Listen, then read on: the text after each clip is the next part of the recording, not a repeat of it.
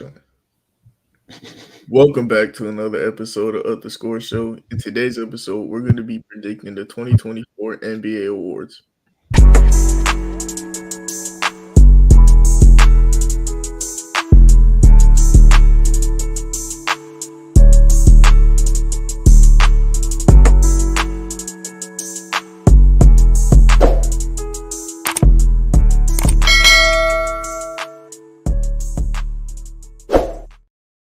All right, so like I said, in today's episode, we're going to be predicting the 2024 NBA awards.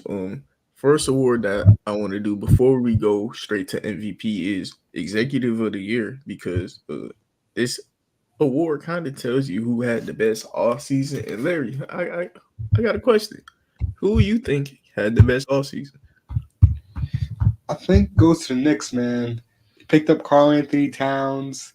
They got OG Anunoby. They re-signed him. They also picked up Mikal Bridges. And all they really lost was some draft capital in Dante DiVincenzo as well as Julius Randle. I think overall they improved. But a big thanks to that is actually from Jalen Brunson because he took that big pay cut to make this all possible. So we do got to give some credit to Jalen Brunson. Yeah. The Knicks, I had them at number 5. That's not a bad pick at all because Number 5. yeah, they upgraded at every position though. They upgraded at shooting guard because they gonna have Bridges instead of Dante. They got OG, Who's for? the Kings. I think that the DeMar DeRozan move it's gonna be a move that it's gonna work out this year. It is like DeMar DeRozan, he a good player, and the bench Malik Monk he got an extension this year. I think he's gonna be somebody who we're gonna talk about in the 6 man of the year candidacy, and De'Aaron Fox on an expiring deal. Like I think he's about to have a crazy year. Like when the players on it, huh?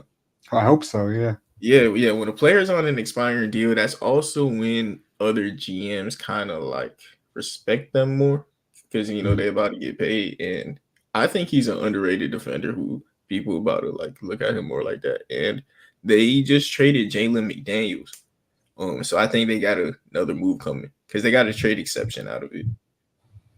So we'll see. yeah, they looking to do something else. And they already got DeMar DeRozan, so if they anything else they do is just even better for me. No, I Daryl agree. Moore. I thought you go. No, say what you was gonna say. I think the Kings had a great off season, but I don't know if they're better than the Kings. I mean the Knicks. I don't think. No, you're actually right on that because I'm predicting with the Jalen McDaniels move. So yeah, I would have the Knicks higher. But he had 3 other teams better than the Knicks this year. The 76ers. Paul George. Paul George, I think look, when we did the Eastern Conference predictions, we had them finishing higher than the Knicks.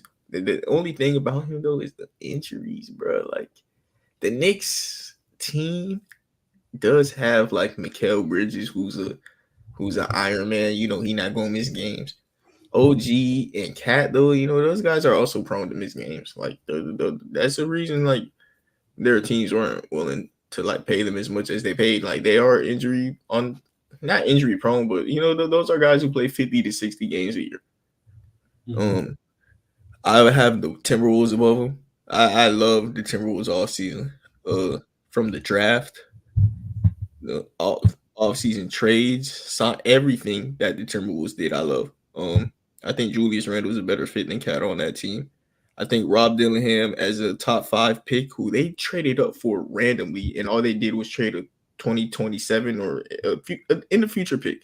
And they're a contending now team and got somebody in Rob Dillingham who I think he's an immediate impact player off the bench immediately. And they also got Terrence Shannon in the draft who I thought was a steal because the week of the draft, he had a court case that he won. So like the reason he fell wasn't even true. You know what I mean? And he's nice and he's exactly what they need as a two-way wing. Cause like their backup small forward position, kind of look at it like who's gonna fit that Kyle Anderson role. But instead they just gonna have a two-way shooter in Terrence Shannon who's gonna shoot Nas Reed did they extend him? But he's probably gonna Nas Reed. He tough. He's not really in this equation because he ain't something that happened in the offseason. But Dante DiVincenzo, he another guy, 6 man of the year candidate to me. Like I think this is the best bench in the league. And they might be the best defense in the league also. I agree with your yeah, probably one of the best benches. Trying to think real quick off the top of my head who would have a better bench. Timberwolves bench is crazy, man. Like It's probably is the Wolves to be honest. I think the OKC has a debate though. I think the yeah, Timberwolves take it, but OKC has a pretty nice bench, and the Houston too. I will yeah, give some love to Houston as well. Their bench is pretty good. yeah, yeah. Suns bench got really had a massive upgrade as well. You know what? Suns are a team that like they are. If I had 6 teams, they might have been 6. Bro, I love the Suns all season, man. Like honorable mention, dude. Tyus Jones. I think signing him made them a contender. Like Tyus Jones is that much of what they needed. They got Monte Morris. And Mhm. another thing that they did is they walked back a little bit. They walked back at the Devin Booker point guard stuff. He could still do it throughout games, but like the whole season, come on, man, no, bro. But Devin Booker at small forward, yeah, that's cool. I think Devin Booker, like his play style is more like Michael Jordan. Like if you were to play Michael Jordan at his secondary position, it'd be small forward, not point guard. You know? But I think his defense carries him onto that small forward position. I don't know if Booker's defense has that same type of impact. Yeah, it does. It does. He did it on Phoenix. When Mikal Bridges is their guard defender, and Chris Paul was washed on defense. Devin Booker's the one who take those matchups. He do great on them? Like, does he lock them up? No, he doesn't. But like, Yeah, he but plays defense. I wouldn't be my ideal small forward like him to defend small forwards though. That's I'd what he rather does, though. I'd rather have a Josh Okogie doing that. We have a Royce O'Neal on the team, even Grayson Allen maybe. It's probably better than that. So I'd prefer to have Bradley Beal coming off the bench. I think having 3 scorers on the same, starting at the same time is probably not the best idea. We kind of saw that in Brooklyn, but they don't really have a playmaker. I mean, I guess Booker's a pretty good playmaker, but Harden just stay way above him. They don't really have that right now, or they didn't have it before at least. I think if you put Beal on the bench and have him being that primary scoring option when KD and Booker are on the bench, or even if Booker's on the bench, put Bradley Beal in, or KD and Beal, whatever, something like that. But him being a third option as a scorer, I don't think that's the best version of Bradley Beal that we're gonna get. So I think him off the bench is better. I might be prone to agree with you that like Grayson Allen, I would prefer him in a starting lineup instead of Bradley Beal. I actually would, but Bradley Beal is a better player than Grayson Allen, and Bradley Beal's catch and shoot 3-point percentage, it was one of the highest in the NBA also. Without Allen has, Allen has a pretty good shot percentage. I don't think we yeah, should yeah, sacrifice him playing unneeded minutes or being a defensive liability just because of his 3-point percentage. I think Grayson Allen has a pretty nice one too. yeah, I agree with you on that. And Budenholzer, he is somebody that coached Grayson Allen, and he loved Grayson Allen, man. Yeah, So like, Grayson led the league in 3-point percentage, bro. yeah, and I mean, I like Grayson too, but you got to look at it. This is a contending team, and they got that coming off the bench. That's nice. That's real nice. That's what I'm saying. It works, bro. Yeah. I like it. But no matter what, Tyus Jones, Devin Booker, and Kevin Durant got to be in the starting lineup. I I know agree. that. Yeah, I know that for sure. But I'm cool with Bradley Beal just because Tyus is gonna make those guys be off ball threats the entire time. Like Devin Booker, like asking him to have to play make for you is annoying. But like now, he could be a playmaker when he's just trying to score and just do it naturally. Exactly. Yeah. I also like their pickup of Mason Plumlee. I think getting some size off that bench in replace of Bobo because that's not really all you had. But he's pretty skinny frame, not too much of a body to be in the paint, be a dominant paint presence. So I think having Mason Plumlee there add some size to your bench and can help you on the defensive end in the front court. Yeah, I'm happy you brought up Mason Plumlee because I agree with you on that. And another reason I think the Suns are a team that I'm happy we bringing up is their draft. They got Ryan Dunn and Osa. Bro, those two players, they have been like when I was watching them in the draft. Ryan Dunn is a great defender. He won Defensive Player of the Year. He plays like Bam Adebayo to me a little bit. Robert Williams, like he is that defender that the Suns need. And Osa, he's a similar player. He's a good playmaker. Like they got two defensive bigs in the draft. Like instantly gonna be solid role players in the NBA. And Ryan Dunn, he been shooting threes in the preseason for some reason. Like if he got that, holy, if they got Ryan Dunn shooting threes, if Ryan Dunn as a college defensive player of the year guy could play small ball center for the Phoenix Suns, that would be fun. Like that would be fun. And Osa, he's fun too. My number one was what you said with the Wolves, the only team that have a competition with them as the best bench is the Thunder. Yeah, Sam Presti, I got him winning executive of the year because he got Nicola in the draft, which I thought was crazy. Dylan Jones, who they got in the draft also in the first round this year. He is he remind me of like Marcus Smart, but like he's bigger. But like he real hustle player. I like him. I like him. He real hustle player. Iffy 3-pointer, but he's on the older end of the draft too. So like I think he's gonna instantly impact the Thunder year one. And the Alex Caruso trade, that was tough. Cause yeah, he exactly what they need. Yes, I agree. I like Alex Caruso. I do think the minutes of the bench players like Casey Wallace, I think that might go down a little bit just for a shooting guard like Isaiah Joe too, just because Alex Caruso is there now, so the minutes is a little restricted. And that's the only downside of it. We're not going to get the maximum minutes we could of Isaiah Joe, Casey Wallace, stuff like that. But besides that, I think it's an improvement. Definitely, they're adding a veteran player that can play defense, stretch the floor as well. So him and having Lou Dort on the floor is going to be a massive defensive problem for a lot of teams. I think Isaiah Hartenstein's a great idea as well. Gets a guy gets some size on the team, honestly, because Chet's great, but the same thing with the Phoenix Suns and Bobo. Having that skinny frame is not the best, is not ideal for certain situations, especially playing against Embiid, stuff like that. So I think having Isaiah Hartenstein and his size, also just his adaptability. We've seen it with the Knicks last season. He was great. Was able to play in multiple different roles and perform multiple different tasks.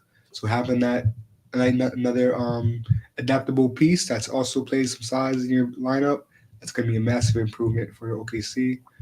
So I look forward to seeing this team. Yeah, especially the fact that he's a good like passer. You know, like I like that for the OKC Thunder. What's the next award we should do? Start the MVP. I should do like I don't know, clutch player of the year or something. All right. Clutch player of the year. Oh, this is the this is the one award I actually didn't finish. So let's do coach of the year. Let's do coach of the year. Number 6. Believe it or not, I got JJ Redick. Bruh, I like the concepts he writes up, and like he could talk basketball. You know what I mean? He has no proof. He has proof of basketball knowledge, but he doesn't have any proof of coaching success. He's just talking some nice words, bro. We're not doing this, bro. Thing is, though, I don't do this, Larry. I don't do this. Like I watched the Lakers preseason game. Like I've never in my life seen Anthony Davis used as a hub center. Like he's using Anthony Davis as a hub. I've never seen that. We'll see.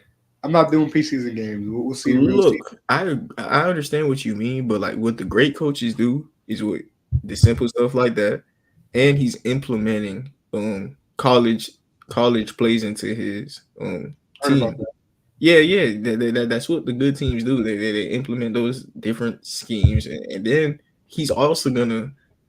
He's. I don't think he knows when to let LeBron cook. You know what I mean? So that you're gonna tell me they're gonna have plays that they run now, which the Lakers never do, and they're gonna have times where they just say LeBron cook, AD cook. I like that, and something that I think will make him look even better than he is. He seems like he's an offensive mind, and he got Dalton Connect, who's elite 3 point shooter day one. Reeves, elite 3 point shooter. D'Lo, elite 3 point shooter. I seen he even started making Anthony Davis shoot threes, and just like I know it's just the preseason, but I haven't seen Anthony Davis shoot threes in a while. You know what I mean? And the big thing is Jared Vanderbilt. I think the Lakers defense is going to improve a lot, and it's not even going to be because of JJ Redick. It's just that he's going to improve the offense so much, and Vando coming back with AD shooting threes. If AD could shoot threes, him and Vando could play a lot of minutes together. Okay. Yeah. Yeah. See, yeah, I don't know. I just haven't. We had right now. It's preseason. It's not a really competitive environment. It's a tryout environment. Who's to say that Darvin Ham didn't really try some new stuff last preseason as well? When it gets to the big screen, big stage, that's when it really matters. So I gotta wait till I see him in the big stage.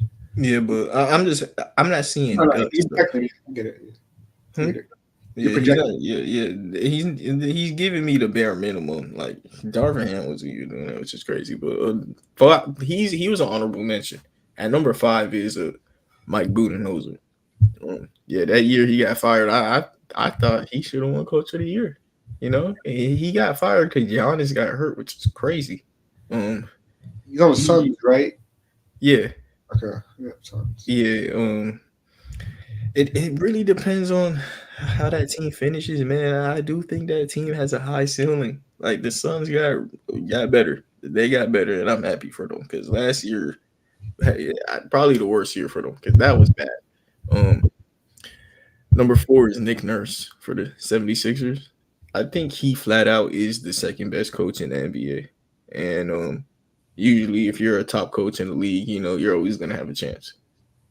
Yeah. Number 3 is Kenny Atkinson off on the Cleveland Cavaliers. Uh, Cleveland Cavaliers, they're a team that they could finish higher than we think in the East. You know what I mean? Yeah. And I think Kenny Atkinson is a great coach. He also just got hired this year. And Darius Garland and Evan Mobley coming back, which could make him also look a little bit like he improved the team more than he really did. You know what I mean? Mm-hmm. But like I do think he's also gonna improve the team. Like Kenny Atkinson being here kind of lets me know Jared Allen's gonna stay on the Cavaliers because he got fired on the Nets because like he wouldn't he wouldn't stop starting Jared Allen. You know what I mean? He kept saying Jared Allen is the next guy, and Kyrie and Durant was like, nah, DeAndre Jordan. Like, nah, that's crazy. But yeah, if the Cleveland Cavaliers move on from anyone, it's gonna be Darius Garland. But I don't even think it's something that has to be happened. I also like Jalen Tyson, who they took in the draft. He tough and like he's 6'7", point forward. I think he's an elite 3 point shooter. That's a point forward. I think Jared Allen could go too. I don't think it necessarily has to be Darius Garland. I think Jared Allen has been on the trade block for a long time, and they could move him as well. I think both of them could move. I do prefer, Darius Garland over Jared Allen just because Jared Allen's a better player. But there's a lot of room right now in the NBA for a center like Jared Allen. Pelicans could use him or Lakers. So he is a pretty valuable asset right now in the league. They could get a lot back for him. So I do think trading Jared Allen is probably a more suitable fit for more teams and an easier trade to make than Darius Garland. But I do think both of them could be seeing their way out this season. On paper, I agree with you with Jared Allen, but they hired his coach. You know what I mean? They and they are a team that wants to build the defensive identity. And also look at this. Their core piece, Evan Mobley, he's shooting threes so he could, complement Jared Allen. Like their future is, hey, Evan Mobley, shoot more threes because since we're gonna have Jared Allen, Darius Garland, he just got extended, Mhm. and they hired Jared Allen's coach. Like, if anyone gets moved, it's Darius Garland. And honestly, I wonder what his value is in the NBA. But I do think he's a good player still. Like this season in this Coach of the Year ranking for Kenny Atkinson, it's a lot. Just proving it's just a lot of a bet on Darius Garland if he has a good season or not. Because if he has a good season, Cavaliers could mess around and be the 2 seed. you know. Uh, Um, Number two is Eric Spoelstra. Um, Pat Riley this season has been very upset about Miami not, trying in the regular season. And Eric Spoelstra is consensusly known as the best coach in the league, and he doesn't have a coach of the year in his career. You know what I mean? And he's been coaching for like 15 years. Like he got to get one at some point. But I don't want to be the biased Heat fan and have my coach win coach of the year, so I put him at number two. I do think the Heat gonna have a good season. The Heat, that's the thing about it. As long as I think the next time we finish as a top 2 seed, Spo is just gonna win Coach of the Year. You know what I mean? Because like it's been too long of him not winning it. And if Jimmy plays 70 games this year, because he's on an expiring deal, he want to make his All NBA money. You know, um, Bam Adebayo, we know he's gonna give us games, and Bam Adebayo is doing a similar thing to Evan Mobley, to where he is shooting threes because he want to play power forward for his career. So, with Khalil Ware, the Miami Heat could be one of the top defenses in the league, and Spo is a defensive coach. And hey, we got our star player in Bam shooting threes now. Tyler Hero healthy, Terry Rozier for a full season. We're gonna be a better offense than last year. yeah, I agree. Eric Spoelstra, as a coach, has been fantastic over the years in the league. We've seen all of his accomplishments, championships he's earned. Definitely earned the title. He's probably one of the best coaches right now known in the league. So it is possible, but I'm not a big believer in Miami being a top seed for him to be really in the running for Coach of the Year. There was never a team that really takes the regular season too serious. They're always comfortable being in the play-in or being like a six or the eighth seed. That's usually where they fall in for past previous years, even though they do excel in the playoffs. So I don't know if Miami's going to be one of those top seeds to really consider Eric Spoelstra for the rookie of the year, coach of the year.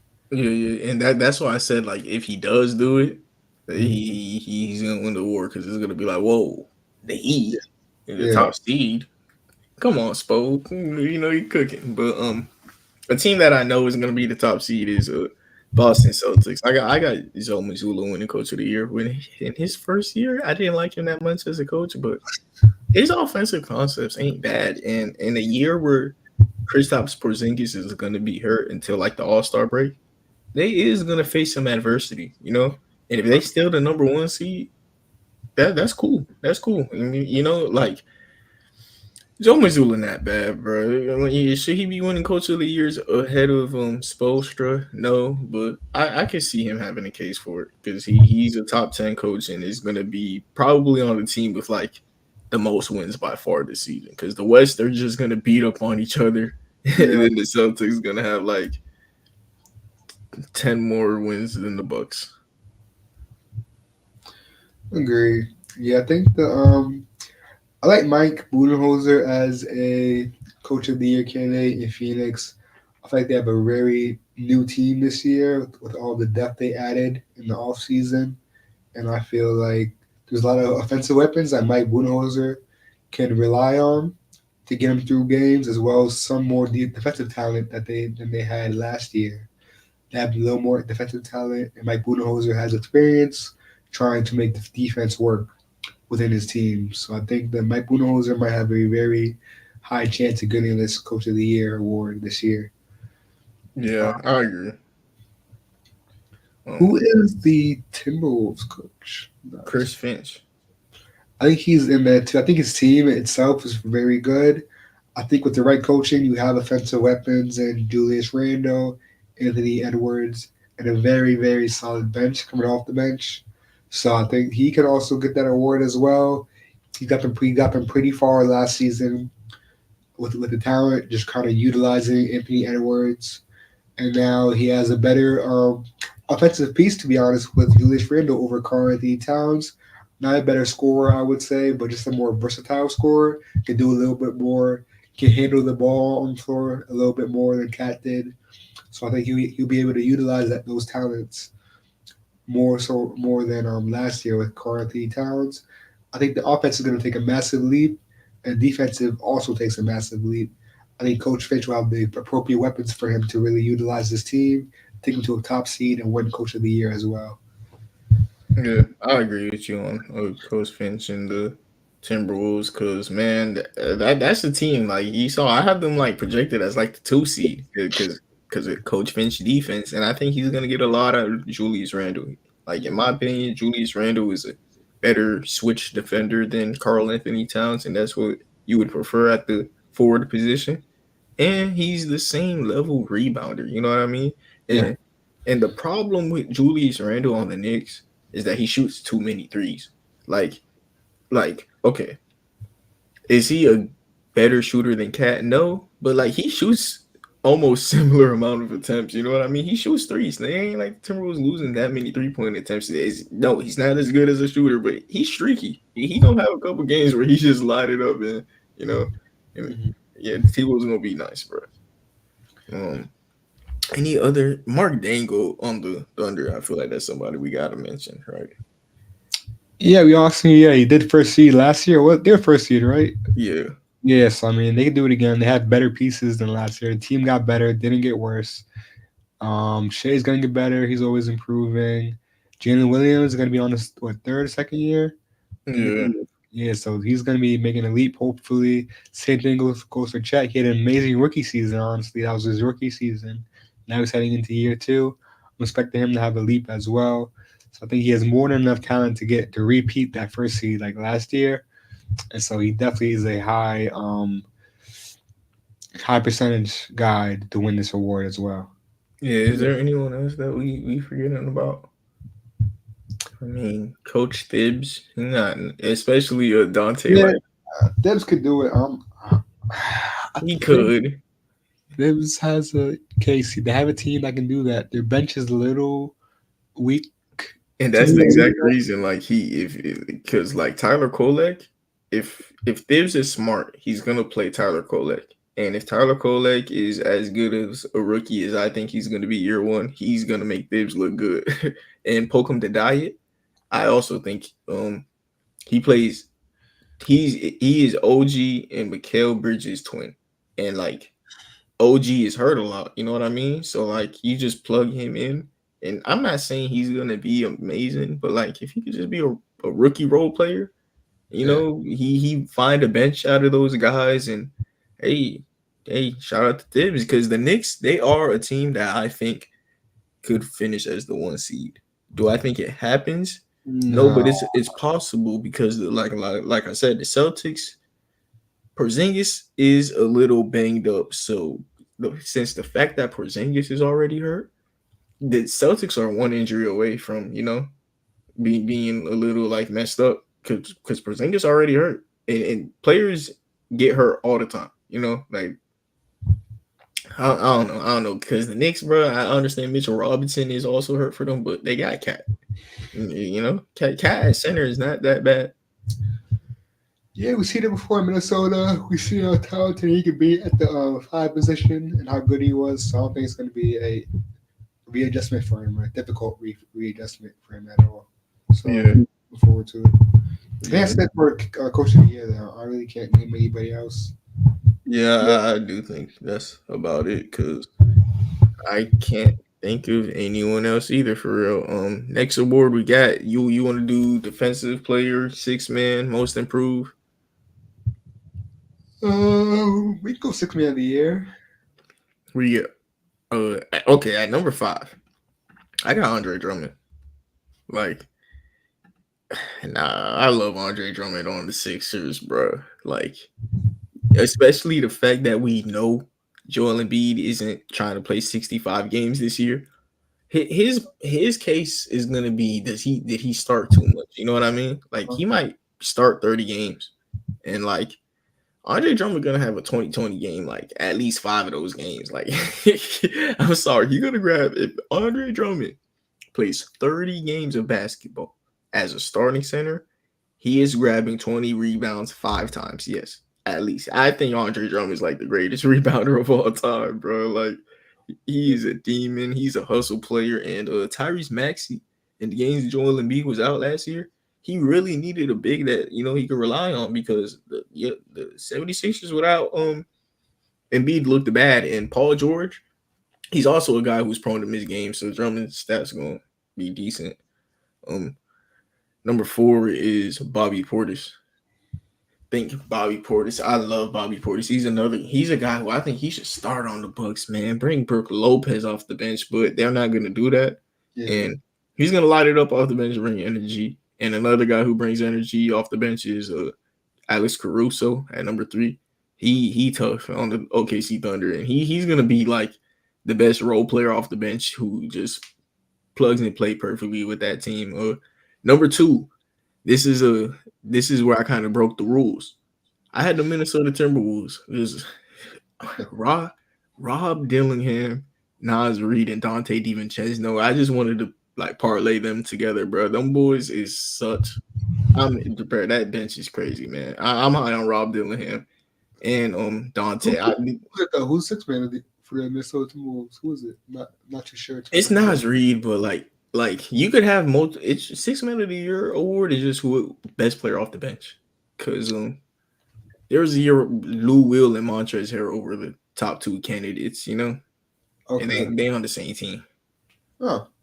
Yeah, they're on the Clippers, and I think they just ended up giving them co-award. Like the Wolves bench is that tough, man. Like we can see where a world where Nas Reed and Dante DiVincenzo were just the 2 best bench players in the league, Yeah. And Rob Dillingham, he also nice, man. Number 1 is Malik Monk. He should have won the award last year, but like he got hurt, and for some reason they forgot with the threshold, man. Like he played 65 games. Who cares he got hurt, right? Like, ain't that the whole point of the threshold? Yeah, literally. Yeah. Yeah, them boys yapping. Who you got winning that award? I'm trying to think.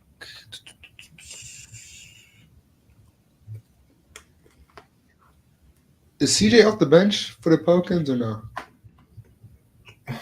That's a great question.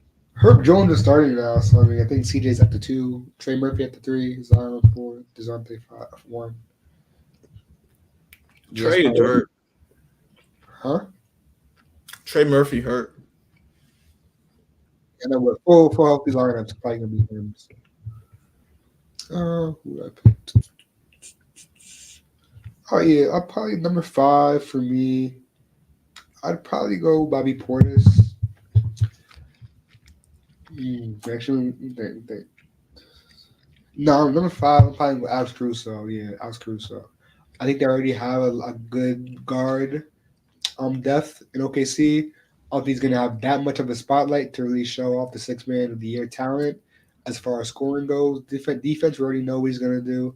But I do think a lot of the guard minutes is going to be taken away from him just because they already have a nice bench already with Isaiah Joe, Cason Wallace, already have Lou Dort, Shea Williams, and Shea Gilgeous-Alexander there. So they already have a pretty stacked guard position and depth on their team already. So I don't know if Alex Caruso is going to get as many minutes as possible for him to be considered for for the 6 Man of the Year award. But him as a talent himself, I think he is worthy of a 6 Man of the Year award. I just think the minutes are going to be restricted compared to the other 6 Man of the Year candidates. So I don't think it's going to go to him. So I'll probably put him at 5 for me. 4, I'm thinking Reed, Shepard, and Houston Rockets. I think that pick. Yeah. I think he's going to be a star. He's been showing out in both summer league and preseason. He's been all over the news, social media, being compared to Steph Curry and stuff. I think Freddie VanVleet is on his way out of the Houston Rockets, so I think they're going to put a lot of minutes towards developing Reed Shepard into the lineup instead of having Freddie VanVleet take over those minutes for him.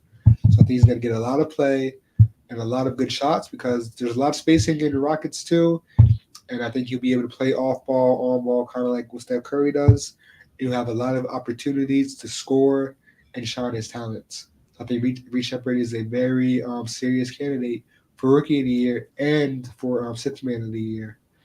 I agree. I literally had to force myself to not put him in my 6 man of the year thing because like I was like I don't want to keep like talking about rookies in these awards because I know I'm gonna be talking about Rob, and the thing about Rob and Reed that I like, they came off the bench in Kentucky. You know what I mean? Like they ain't gonna care. They gonna play like they did in college. And he said Reed has a lot of spacing. He is the spacing. Like he gonna be the spacing and the playmaking. Like Reed is nice, man. I love Reed Shepard, especially on the Rockets because, like you said, next year they could like move Van Vliet to a more high contender and or Van Vliet is a bridge point guard. All right, he's a good point guard. He's a top 20 point guard. So I ain't tripping about him, but Reed could take his spot, and he will eventually. He will, but I don't know how quick. Okay, that's fair enough. But I did want to say spacing because I feel like having the floor open is going to allow a lot of driving action between Jalen Green, Jabari Smith, Prince and Goon. That's going to leave a lot of room opportunities for Reed Shepard to get a shot off. And without spacing, I do think there's going to be a lot of focus on him. I don't think he's going to be the toughest player to really focus on and guard up when it comes to our incredible defenders we have in the league, perimeter defenders that we have. So I do think having spacing for him, just for the amount of options that are, possible to happen, whether it be a drive or shot on the arc. I think having those adaptability, having that amount of different plays to run, will leave Reed Shepard open at the arc and then give him a lot of opportunities to show off his 3 point skills. I also like. Finish what you saying? Who happened? Finish what you saying? My bad. Here you go. I also like Cam Whitmore off that bench, and Yeah. the thing about it is, you know what? Crazy. Actually, Larry, it's your fault because that's your coach. We didn't mention Ime Udoka because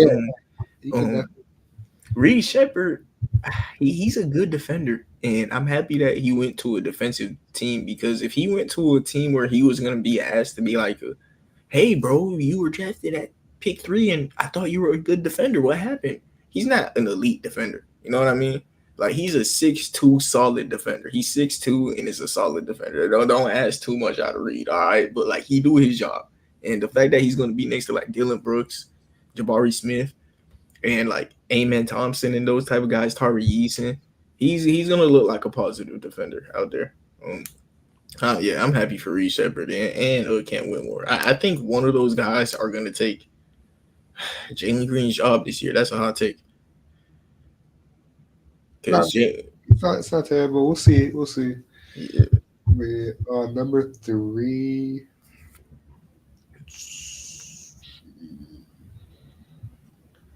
I'll probably lean into. Yeah, I'll probably go Drummond, honestly. I feel like he's going to get a lot of minutes because Embiid will be out. Actually, would he still be bench? I feel like if they have a certain amount of games off the bench to be considered. How many games did Lou Williams? I want to see how many games did Lou Williams start that year he won 6 Man of the Year. Because I remember that was the conversation if he should win or not. Like, oh my God, he started so much. What year did he win? He won in 2019 and 2018. Let me see how many games he started those years. 2019, he started. Hold on, I can't even see it right there. In 2019. Oh wait. Oh, he started 19 games, and they were debating if that was too much. So just go off that basis. I would exclude Drummond maybe in the conversation just because Embiid says he's not playing back-to-back games. But what does that mean again? Is that like back-to-back? Like, all right, so games in a row? Or yeah, so let's say that we go live today, right? Yeah, if we go live tomorrow, also we went live back-to-back. You know? Oh, it's not like we go live today and then Saturday. Yeah, like whenever they have to play on a Wednesday and a Thursday, he's. Oh, okay. That's what you mean. I thought you meant like just 2 games. Oh no, on back to backs. I'm about to say that's like 41 games, like right there. That's Oh, crazy. okay. Nah, it's gonna be 20 games. So like he's off rip, like not in the MVP race. You know what I mean? Oh wow. He's Okay. off rip, not an All NBA player. Yeah. You said Lou Williams had 19 games. Yeah, and we were debating if Lou Will started too much. I would pretty much exclude Drummond, to be honest. Thing is though, like I don't get that. Nas Reed started a lot this year, right? Because people was hurt. No, I nah, mean, he only started 14. Wow. What about Malik Monk? Because I wonder how much he started. Yo, he started 0. Okay. All right. Yeah, Drummond gonna start too much. You right. yeah, so I probably wouldn't do that. Next four names is Bali, Nas, Dante, Monk, Bobby. I'm probably gonna exclude Dante just because I do feel like they already have um, Walker, McDaniels, Edwards, Conley, Rob Dillingham. I feel like they have a lot of guards, forward people already. I don't know if Dante DiVincenzo is going to get as many minutes to earn the reward over some of these other candidates.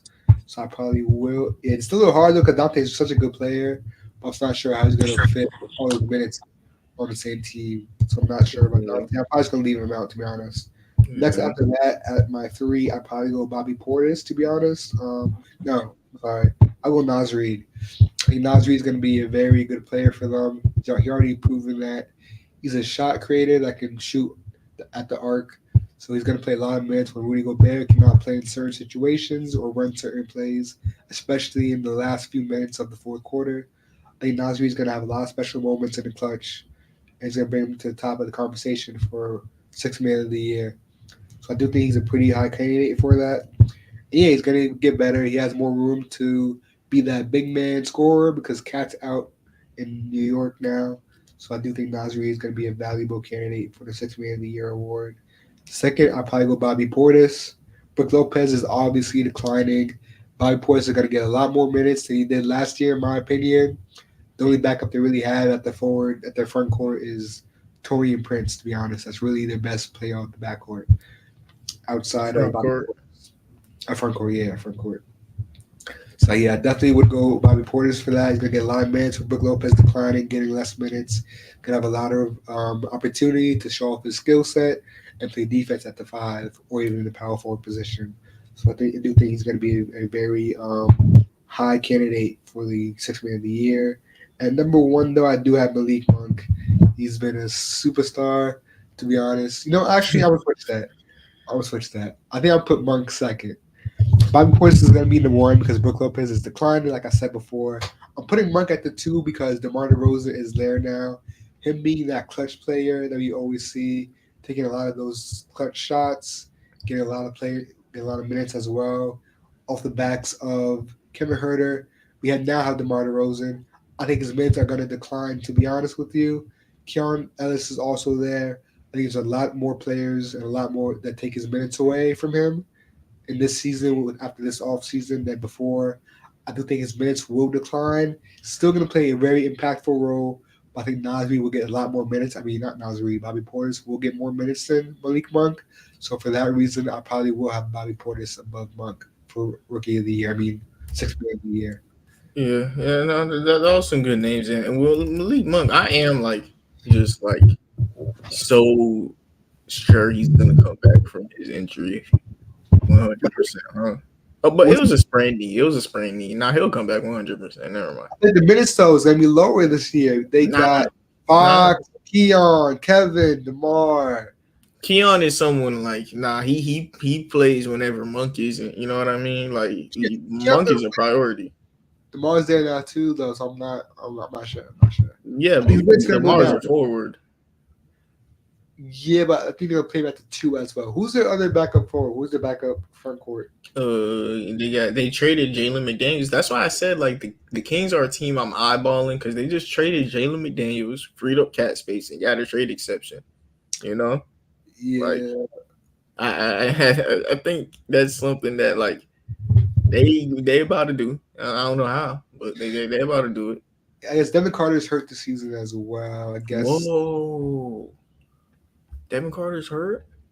I think after the season, I'm pretty sure I heard. Devin Carter. I'm pretty sure. Ah, shit. Left shoulder surgery to repair torn labrum. Ah, that sucks. I was high on Devin Carter. I still Yeah, am high on Devin Carter. I think done for the season, bro. That's what I saw before. He is. Yeah, so I mean, actually, I guess they have minutes now from Malik Monk. It's Fox, Herder, Kiara. That's probably with James McDaniels out. They don't really have a backup small forward, so it's probably going to be Kevin Herder, Keon Ellis that Monk's going to be competing with for minutes. So yeah, you know what? I'll give it a tie. I'll give my nod to Bobby Porter just because there's more opportunities for him to get minutes, less competition at that position for him. But Monk is a pretty close second. Yeah. Next award we going to is what do we say? 6 man. Let's do clutch player of the year. Let's get this up out of here. Clutch player. Man. I it's so many names that you. Hold on. All right. Let me do this live. Let's break down some names. Number 1, Celtics. I don't think they're gonna have enough clutch games. Yeah. The Bucks, maybe Dame, maybe Lillard's a candidate. Brunson's a candidate. I think Donovan Mitchell's a candidate. Edwards, DeMar, Fox. Edwards and DeMar, Fox, Monk, Booker, Durant, Luka, Paolo Banchero. I don't know if I. Paolo Banchero was top 5 last year, bro. In end of the games when Magic need a shot creator, he's the only one that he's their best shot creator. Franz Wagner can't shoot from 3, so they rely on him at end of games, But Jimmy Butler, clutch player of the year, like Jimmy Butler ever tries is in close game in the fourth quarter.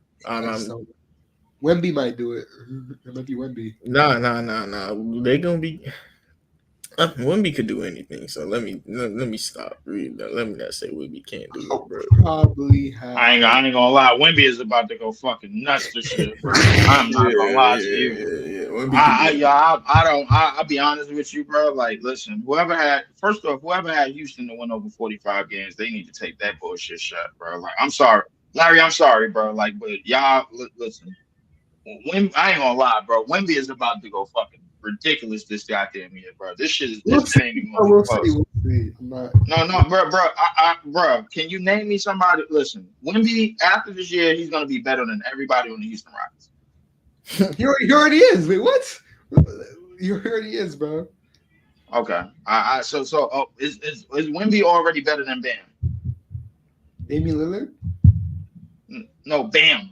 Is Wemby already better than Bam? I do it. Defense wise, I might still give it to Bam right now, but I'm probably gonna give it to Wemby. Why? I agreed with y'all a month ago, and then I just watched the Spurs. Well, Wemby's not Bam is a better 3-point shooter than Wemby right now. Bam is a better 3-point shooter than Wemby right now. Yeah. You might as well say he's a better shooter overall than Wemby right now. Be honest. Well, Wemby's shot, it do look pretty though. It look pretty, but that shit don't go in. Like it don't go in, bro. I don't. Me personally, bro, I think Wemby, bro, is good for about at least 15 plus in the paint this year. Just off I agree. Yeah. So, and then the rest of them shits is gonna come off of rim runs and then lob passes because you got Chris Paul just got some of that damn Lob City juice, bro. Like left him, then he just gonna lob that shit. Wemby just gonna go and get it somewhere on the court. Bam's a better playmaker too, by far. I give you that. I give it at the moment. Yeah, I give you that. Stephon Castle, he will be on the all defensive team one day. Yeah, Jrue Holiday type player. He will be on the all defensive team one day. I don't think they missed on Stephon Castle, but as far as rookie of the year goes, man, y'all already know where I'm going. Listen, that's Zach Edey, and I don't give a shit what nobody say, bro. Like, listen. Let's catch you up, Leaf. So we did executive of the year. You know who you have winning that? Executive of the year. Who do you think had the best offseason? Best offseason, basically. Who had the best offseason? I would say OKC. Yeah, I would have to go with OKC, man. I got New York, man. Got New York. Hell no, I'm not doing that, bro. Who you got number 2? Number 2, I got number 2. Number 2, I have number 2. I got number 2. I might have Philly. Yeah. Okay. What about 3? Philly number 2. Number 3. Who I got number 3? Number 3, I have number 3. Who do I got number 3? I guess you could say I'm saying the Timberwolves. We got the same top 3. That's funny, man. Yeah. The Knicks though, Larry convinced me they're 4th. They had a better offseason than the Kings, but the Suns. The Suns are dark horse. Like they like number 6 for me. The Suns are a very dark horse, and the thing is like, hey, if Kevin Durant and Devin Booker could score less dribbles, bro, like. Yes, that's going to be a deadly team, bro. Like I'll be honest with you. So I mean, you got to definitely still look out for them. Somebody tried to convince me they was going to be a nice seed. I'm like, you out of your effing mind. Yeah, but, they're a top 6 team to me. I don't know where they're definitely. Yeah. I think Denver is going to. They're gonna slide down. They're gonna slide down a slippery slope real fast. Yeah, that could happen. I can see it. I think it could definitely happen, and I think it's gonna have to be one of them seasons where Joker is basically gonna have to carry, kind of like how he carried them before they won a championship, and he got that MVP when he was like a 6th seed.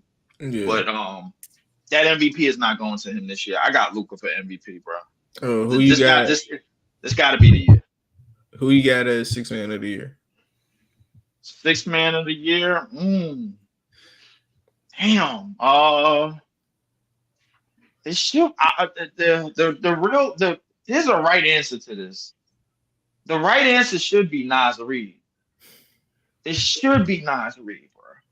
It should be. And he's in such an ideal situation. Yes, he's gonna be very ideal. Yes, he's gonna either be playing power forward next to Rudy Gobert or center next to Julius Randle. And Julius Randle's a point forward who's gonna put the ball in Naz Reid's hand less. But my bad, I cut you off. What you was gonna say?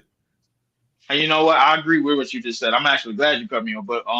But Naz Reid should be the right answer. But it'll probably come down to him and Malik Monk. I mean, Malik Monk got injured, and that basically cost them the playoffs. You know what I'm saying? Like it kind of cost him that. And the money that he got in the offseason, he's the 3rd best. He was the 3rd best player on his team. And now that DeMar DeRozan is there, he probably might move down to 4th, but I still might have him 3rd because DeMar DeRozan is promising that the Kings is going to the conference finals. Don't nobody agree with him because. Like, I don't know where DeMar DeRozan gets his confidence from, but it is what it is, man. Like, so I mean, but I'm gonna go. Something tell me I'm gonna regret this, but I'm gonna go with Malik Monk. How Bobby Portis, bro? Bobby Portis? No, I'm not doing that. I think Bobby Portis. That cast over there in Milwaukee. They've been together like 1 year too long. They've been together like 1-2 years too long, bro. Like they getting older. Like that supporting cast is literally getting older. Like Brook Lopez has played his best basketball already. I think Giannis is still Giannis, but we haven't got a healthy Giannis in the playoffs for most of this decade. And we only in 2024. Think about it. He got injured in 2020. He got injured in 2021 when they won. 2022, he played, but that game 7 was trash. 2023, he got hurt. 2024, he got hurt. Now, what's going to happen in 2025? I'm starting not to trust Giannis anymore, health wise, bro. Like this is healthy, you know. Yeah. I'm starting not to trust him no more, bro. Like, I mean, it's a good thing he got the championship. It's a good thing that he got the peak that he has, but I'm starting not to trust him no more. Now, in terms of what's next? I said my rookie of the year, defensive player of the year. Hold on, hold on, hold on, Uh, hold on, hold on, hold on, hold up. what I do? Coach of the year. Coach of the year. Coach of the year will have to go to who won it last year? OKC, right? Oh, Nah, that's a good question. Who won it last year? who won last year? Yeah, I'll look it up real quick. One sec. Oh my god. I forgot, bro. Yeah, me too. I think it was Missoula. I feel like. I feel like it Who, was wait, Finch, you know? I felt like it was the OKC coach. Yeah. It had to be Mike Duggan. Yeah, it had to be. You might be right, actually. Shit. Yeah, now So Leaf is right. Leaf. I want to Mark, say yeah, Leaf is right. it's Mark. Yeah, Leaf is right. so it's OKC. I was right. Yeah. Okay, so this year I'm gonna go with Minnesota's score. I'm gonna go with Finch. Yeah. I'm gonna go with Finch because I think Finch I don't think he's aware just yet, but they have more ball handlers on that team now. Yeah. No. Now, I thought that's what the plan was. yeah. This was the plan. Now, Anthony Edwards doesn't have to do most of the creation anymore. Yeah. Now you got Julius Randle. You still got Mike Conley. You got if I'm looking to see how Dillingham works out, bro. Dillingham played with so much confidence in the preseason in the summer league.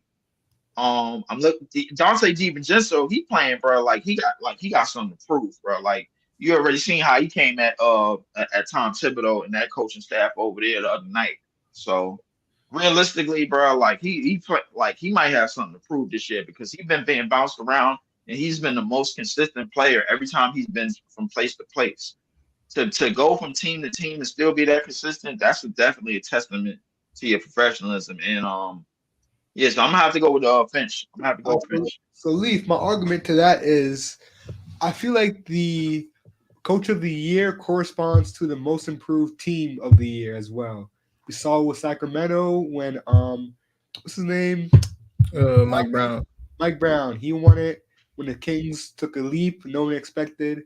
Also last year with OKC, no one expected OKC to win first, be the first overall seed in the Western Conference, and then we had Mark win it that year. This year, I feel like the most improved team that we're not going to expect is Phoenix Suns. So I do think Mike Budenholzer will be a strong candidate for Coach of the Year just because the Suns are going to have a very good season that we did not expect. Yeah. You know what? That's a good point right there. But I think the biggest leap that Minnesota can make is from what was they at 4 last year? It was 4 seed. Yeah, I think they were 3. They were tough, bro. Yeah, that was a high seed. So they was the 3. Yeah. They was the 3. So I think if Minnesota finishes at number 1 undisputably, and there's something that ought to be said, bro. Like in that whole we needed Cat thing or whatever, and everything that all the pieces that they got in return for Cat, that means they got a good return on their investment. You know what I'm saying? Yeah. If they could win 60 plus games and run away with the number 1 seed in the West. And the thing about Minnesota, I don't think they're scared of anybody. I think Anthony Edwards, bro, is his confidence is just through the roof. Obviously, man, it's a possibility that he could average 30 this year. It's a strong possibility that he could average 30 this year. I wouldn't say strong, but it's possible. Yeah, I would say strong just based off the strength that he's playing like he don't give a shit no more, bro. Like it's like, yo, listen, I'm out here. Yeah, I've been working on this. I've been working on that at all, and I'm still talk shit. And I'm still zone 6, and I'm still do what I do. You know what I'm saying? So it is what it is. What's next? What's next, Mom? We doing clutch player of the year. Who you got winning clutch? Clutch player of the year. I think that's a shitty award. Yeah, but, bro, we was cooked on this award. So all right, this is what we were doing as you joined. I think you're caught up now. Yeah, you caught up now. I'm thinking for me, just strong candidates for the award. I think De'Aaron Fox and DeMar DeRozan, they've been pretty much top 2, 3 for the last few years. I think they're going to keep that up. But then again, they are sharing the floor now, so there's going to be a little less opportunities for both of them. So I'm not exactly sure how it's going to even out, but I feel like there are still strong candidates to win it. There are so many candidates for this award. Like I said, you got Brunson, Lillard, Donovan Mitchell, Paulo Banchero, Jimmy Butler, Trae Young, LaMelo Ball. Honestly, those two guys in the clutch, they are so fun to watch. Shea John Gilgeous, Morant might do it too. Shea Gilgeous, Jalen Williams, even. Yeah. I feel like the award is gonna go to somebody that has a name and that's doing stuff in the clutch, because exactly. they gave it to Steph, and they had some bullshit numbers to support it, and we all know Steph is a piece of shit down the stretch. No. Steph, in my opinion, when I was watching games, he actually was this year's like undisputed clutch player of the year. I mean, but in the most meaningful games, bro, Steph is not historically is not good down the stretch. Bro. Like we all know that. I understand. Maybe this past year in games, bro. Like I understand that, but and that's probably why he got the award. But I mean, I would have at least guessed that they would have given it to somebody on a winning team. But I mean, it is what it is. But by the same token, who I got? Who's the candidates? You did mention Ja Morant. You did mention De'Aaron Fox. I think Ja Morant might win this one. I ain't gonna lie to you. I think Ja Morant. Yo, I think Memphis is gonna be top 3, top 4 in the West. I ain't gonna lie to you, bro. I think this is like a PR award. It's gonna probably be Jalen Brunson or Shea. They're probably gonna give it to Shea because they don't give him MVP. You know, this is a PR award, man. Yeah, it is a PR award. It is a PR award. On opportunity as well, like I was saying before with Sacramento. You know what? It could possibly go to Luka, bro. If he don't win the MVP. If he don't win MVP, but I got Luka to win MVP, and I might have Shea or Ja Morant to win this. Ja Morant could come in and steal a show, like realistically, because a lot of people. I get it. While Ja Morant was having the injuries and whatever that he's having, Shea basically turned himself into a top 5 player, and I don't think Ja Morant was ever going to be a top 5 player. But at the same time, I think Ja Morant had top 5 talent. You know what I'm saying? Ja Morant's a better like playmaker than Shea, you know, but you know, it's the defense. It is the defense. It is the defense. I think the defense is the separator. I think I guess the self creation, you could say it's somewhat the same, because Ja Morant like has the whole court, and Ja Morant could get in a lot of spots and places that SGA can't, and force the issue and everything. But the Memphis Grizzlies, I mark my words, the Memphis Grizzlies will be. I strongly believe they will be top 4 in the West, bro. Like as a team, I don't think there's no denying this team, bro. Like I seen Zach Edey the other night, bro. His screens, them shits hit like oxtails and dumplings, bro. Like I ain't gonna lie to you, bro. Like that shit is brick wall on legend, bro. Like, and I'm about to make a play about right now, bro, with brick wall on legend. Hell with that. Just to knock the shit out of somebody. I'm not sure about Memphis being 4, bro. I know Zach Edey has a lot of potential and the Rookie of the Year favorite, but it's a lot of depending on Zach Edey to be that guy. I'm not confident to put my trust and belief that Zach Edey is going to be that guy straight out the gate. So I can't just agree with Memphis at 4. Not now, at least. The only reason why I said that, Larry, is because Zach Edey is going to fill the spot that the Memphis Grizzlies were initially good at. They were a top rebounding team. Mm-hmm. Like right out of the gate, I personally got Zach. Personally, I got Zach to average 15 and 12 in this season. Easy, bro. Like this is going to be the easiest 15 and 12 in league history. Bro. Like I'm telling you, this shit is going to be simple, to the point, easy dunks, drop offs, big B-wall screens. I'm getting the board. You can't guard me. Move out of the way. Y'all not tall enough. You're not physical enough. Just move. And then when you add Triple J along to that, and you add the Bane and the rest of the supporting cast towards that, remember they got G.G. Jackson, they got all these other guys, bro. I like that team, bro. They will possibly be a top 4, top 3 team in the West. So my argument To support that argument, I would have to say that Zach E is gonna have a similar rookie season to Chet, like on that same level. You think he'll Nah, match that same nah. level? That's what I'm No. thinking. For top 4 seed in No. the West, I gotta have him at that level for me to really The consider. thing is, Chet is just such a bad name because they don't even play alike. You know, I know, but no. Chet, like my thing is like I was thinking along the lines of in terms of like I would think along the lines his rookie season might be similar to Dwight Howard. Because Dwight was a double machine in his first year, bro. Like, but I don't think the defense was the same, obviously, bro. I think defensively, Zach could be something. I mean, he's moving better. I mean, he dropped the weight, dropped some pounds, man. He looks more and more shape for the NBA game. And he's doing a lot of things at his frame that he probably shouldn't be doing defensively in terms of moving his feet, in terms of sliding on the pick and roll situations. But I would like to see how he guards that, because he's going to be hunted a hell of a lot just because he's tall. You know what I'm saying? So, like, I mean, I wouldn't compare him to Chet because Chet rim protection and Chet's floor spacing is something different. Now, I'm not going to compare the skills. I know they're a completely different skill set. I'm just saying the level of talent that he showed this year as in the rookie season, I think Zach's got to be pretty close to that for this team to be a top 4 seed in the Western Conference this year. That's all I'm saying. Yeah, that's possible, but they also still got Triple J and they also got Brandon Clark coming back.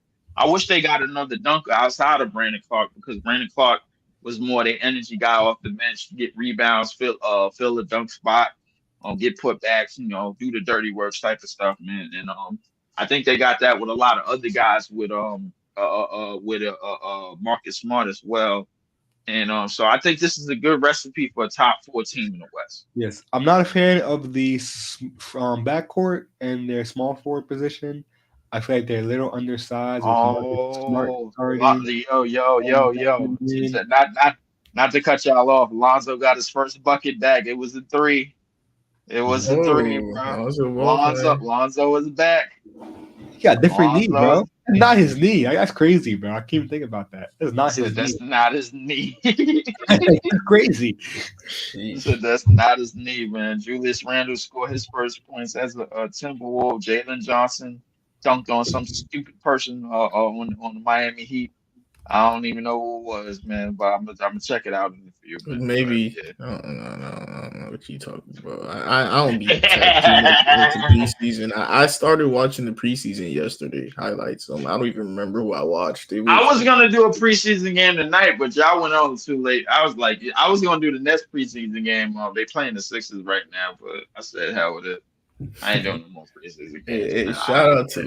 Shout out to Leaf Diggy 4788. Make sure y'all go to subscribe to him on YouTube and tune into the, especially if you're a Nets fan, man. Nets basketball right here. But let's talk about the rookie of the year since we kind of on that. Larry, you asked what type of rookie year you can see Zach Edey having. I was looking it up. I think he might have a Tim Duncan-esque year, like in his rookie season. Ooh, hold on. Wait a minute. Wait a second. Remember, it's deeper than just Zach Edey. David Robinson was along Tim Duncan. You know what I mean? Like, Jaren Jackson is along Zach Edey, and Jaren Jackson sucks as a rebounder, and that's what Zach Edey strives at. Zach Edey just averaged like 25. 20 and 12, though, 20 points. I can't go that high. No. Okay. Tim Duncan is the 4th greatest player of all time, okay?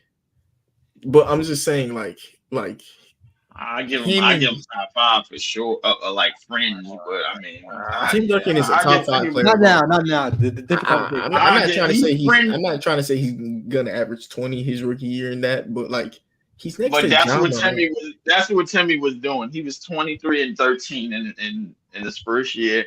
And if I'm not mistaken, he also made first team All NBA in his first year. That's what Tim Duncan did. I can see 2012. Okay, for Edey, I could see like 15 and 11, and then his defense. That's what Leaf didn't even talk about. The defensive impact that this brings for the Grizzlies is crazy because Jaren Jackson is now going to be asked to be a power forward again. Like Jaren Jackson as a help defender is a top 3 defender in the league. And exactly. He already won depoy off of being help side defender, bro. Like so. And Zach Edey, what he's an anchor. You know what I mean? Jaren Jackson needs an anchor. Like Zach Edey is exactly what Jaren Jackson needs. And guess what? Guess what Ja Morant needs? Ja Morant needs a good screen setter. A good screen setter. Like, yeah, he fits both of their star players to the T. So it's like I see it hard being. I just see it hard for Zach Edey to fail. It's really hard. He's gonna get Ja Morant free looks. You know what I mean? Like Ja Morant was doing it in the preseason, like throwing nasty lobs. Zach Edey's like 7'4". Zach Edey like 7'4". He probably the biggest player in the NBA right now, Larry. Yeah. Like off rip. Like nah, Zach Edey tough, man. 15 and 11. I can see that out of him. Day one on like 65% from the field. You know, two blocks a game. That's not even. I'm trying to like be calm. You know what I mean? I'm trying to not overreact. Like Zach Edey, nice man. Zach Edey is definitely what the Memphis Grizzlies need. Yeah. I think he fits everything that they're doing, like literally everything. And he's kind of a sponge type of guy, bro. Like Marcus Smart was over on the sideline the last preseason game. He said, yo, you know how to post up, bro. Like you spent 4 years in college. Yo, go ahead, go to work. Zach Edey took off for 23 points in 19 minutes and 9 rebounds, bro. Like so off of that. So I mean, he great. He got great touch around the basket. His hands is not as like commanding, bro. Like as like the centers that we're accustomed to that could just grab that shit with one hand and just be a grown man about it. But definitely, bro, he's definitely what they need, bro. Like I don't think anybody's gonna really try him.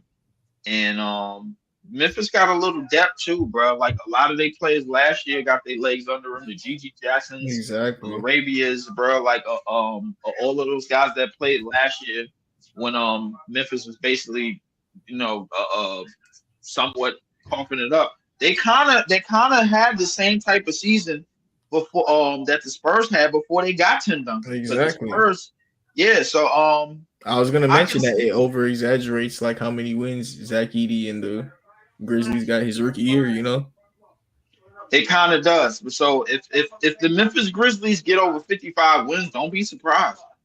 Yeah, I agree. Who you got number 2? Number 2 rookie of the year? Damn. Oh man. What's the kid from Chicago? Oh my God, this man Leaf about to have my list, bro. Yeah, I got Matas Buzelis number 2, but Matas Buzelis. Yeah. I only got him that because Chicago is probably going to throw in the bucket, bro. Like and just have him starting, and he looks like somebody that has some pretty decent talent, bro. Like out of all the rookies in this draft, I say like he's probably the most versatile. Yeah, you know what I'm saying? Like I just has the height, shooting ability, drive, dunks, he can rebound, he can pass a little bit, so and he can defend a little bit, block a shot here and there. He got a little bit of everything. So I think that's kind of a recipe to steal a rookie of the year. But I got Zach Edey to win rookie of the year, so I got him number 2. So number 3. Yeah, hold on. I'm gonna add on to what you said about Matas because I got him number 2 also. I think it comes down to who the Chicago Bulls start at power forward. It's either going to be Josh Giddey or Matas Buzelis. They're both versatile players. Matas Buzelis is power forward. Matas Buzelis is a better defender though, and Josh Giddey's a playmaker. I think they're gonna put him at the 3 to try to get him more mismatches. See if he can get some more. Before, no, Pat Williams. The thing about Giddey though, you got to remember he is a player who he's not a franchise cornerstone. I look, you get in where you fit in, Josh Giddey, and if you want to start, get in where you fit in. Like he's gonna be the second best rebounder on that team, the worst shooter. Just because he could pass, don't mean he's a point guard. He could pass a little bit, but it's because he can't do nothing else on offense. Like take him for what he is. He a power forward. He ain't no guard. He a good point forward though. Kobe White and Zach LaVine, are that not you're gonna put Zach LaVine at small forward just so you could cater to Josh Giddey? You rather cater to Josh Giddey than Zach LaVine? That's the problem. Is that Josh Giddey's not a good player, and if he is a good player, he is a most improved player of the year candidate because he's bad. You know, that's not the type of guys that we build our franchises around. You got Kobe White at point guard, Zach LaVine at shooting guard, Pat Williams at the 3. The thing right now on ESPN says Giddey at the 1, Kobe at the 2, LaVine at the 3, Patrick Williams at 4, Matas Bullis is on the bench. But Patrick Williams, he is a 3. He's been playing the 4 because they traded for DeMar DeRozan. You know, like if they're willing to put everyone out of position for Josh Giddey, go ahead. No, Pat Williams has been in 4 for the longest time. No? Yeah, but he's 6'7". He got drafted as a 3. You know, it's just that the year he got drafted, they also got DeMar DeRozan that same summer, so he immediately got put out of position. The thing about hold on, I was about to say something. The thing about Josh Giddey though, he's a point forward. Like that's cool. Like Kobe White is a you know, he's a combo guard. I agree with you on that. Zach LaVine, he's a guy who could only play shooting guard. Like Zach LaVine ain't no small forward, bro. Like you, Larry, you said you wouldn't put Devin Booker at small forward earlier, and you'd put Zach LaVine, bro. Those people. Wait. I'm saying ESPN has Zach LaVine at small forward. I personally wouldn't do it. I'd rather have Matas Bullis there. Yeah, bro. They be doing that stuff as like schematic advantages, bro. They don't be their point guards for real. They just want to confuse people, man. But like that's got to be what it is, man. Kobe White point guard, Zach LaVine the shooting guard. Josh Giddey is your Lamar Odom. You know, he is your Ben Simmons. He's the guy that he should be setting screens and diving to the rim and being a great passer because he cannot shoot for nothing. If he could improve his 3-point shot and his shot creation, yeah, he could be a guard. But he'll forward. Montez Buzelis or him, whoever gets the starting job, they're gonna play the same role. You know what I mean? So like if you have Josh Giddey starting, Montez Buzelis would have played the same exact role. You know, he would have been the versatile point forward who the ball is getting created through him a lot because no matter what, Kobe White and Zach LaVine should have the ball in their hands more than Josh Giddey, in my opinion. So if Matas Buzelis is starting, he's going to be the third ball handler. If Josh Giddey's starting, he's going to be the third ball handler. So it just comes down to who start for the Bulls. Number 3, I got Reed Sheppard. Who you got, Leaf? You get me? Yeah. Him. I got. We'll go Castle. Castle. Yeah, I might have to go. I was leaning on Castle, but Rob Dillingham, he might. Oh man, that's tough. That's tough. Chris Paul is going to be taking a back seat towards the middle of the season. Going to give a lot of Stephon Castle a lot of minutes to show off his talents. I think in that sense, Stephon Castle can be a really strong candidate for Rookie of the Year. You know what? I think that's possible. But I don't think Stephon Castle is being groomed for the points just yet. I don't think that he's being groomed. Small forward? I think he's being groomed for like kind of an off guard, but I can see him at the point. Like I just hope they don't ruin him and they don't throw him in the direction as a DeJounte Murray. Do you know who he reminds me of is Andre Iguodala. Andre Iguodala, he's a very good playmaking shooting guard, small forward. You know what I mean? Like as a secondary ball handler, very good. And very good defender, you know, iffy 3-point shooter, you know, like athletic. He reminds me of Stephon Castle, man, Andre Iguodala. I mean, when I think of Iggy, why you laughing? Why you laughing, Larry? When I think of Iggy, I think of like an Uber athlete, bro. Like, because I think Iggy, bro, like, to me, like Iggy early days, bro, like his Uber athletic days, bro, like it was just something else. Nah, Stephon Castle pretty athletic, man, and I Stephon mean, Castle. but that's not Iggy athleticism though. I Iggy mean, athleticism is different. I mean, Castle's a better playmaker than Iggy. You know, they ain't replicas. You I know, don't know about that. I don't know about that. Iggy, look. I respect Iggy playmaking. I agree with you, man. Like Iguodala is a great playmaker, and I'm happy you could agree with me on that. So you can see, I do think Castle's a positive playmaker. It's just he's a secondary playmaker for now. Probably Right. like 1.5. He also reminds me of Shai Gilgeous-Alexander if he could polish his offensive game more because he confident in his shot. Like I'll say that he ain't scared to shoot, but he I'm not also scared of you.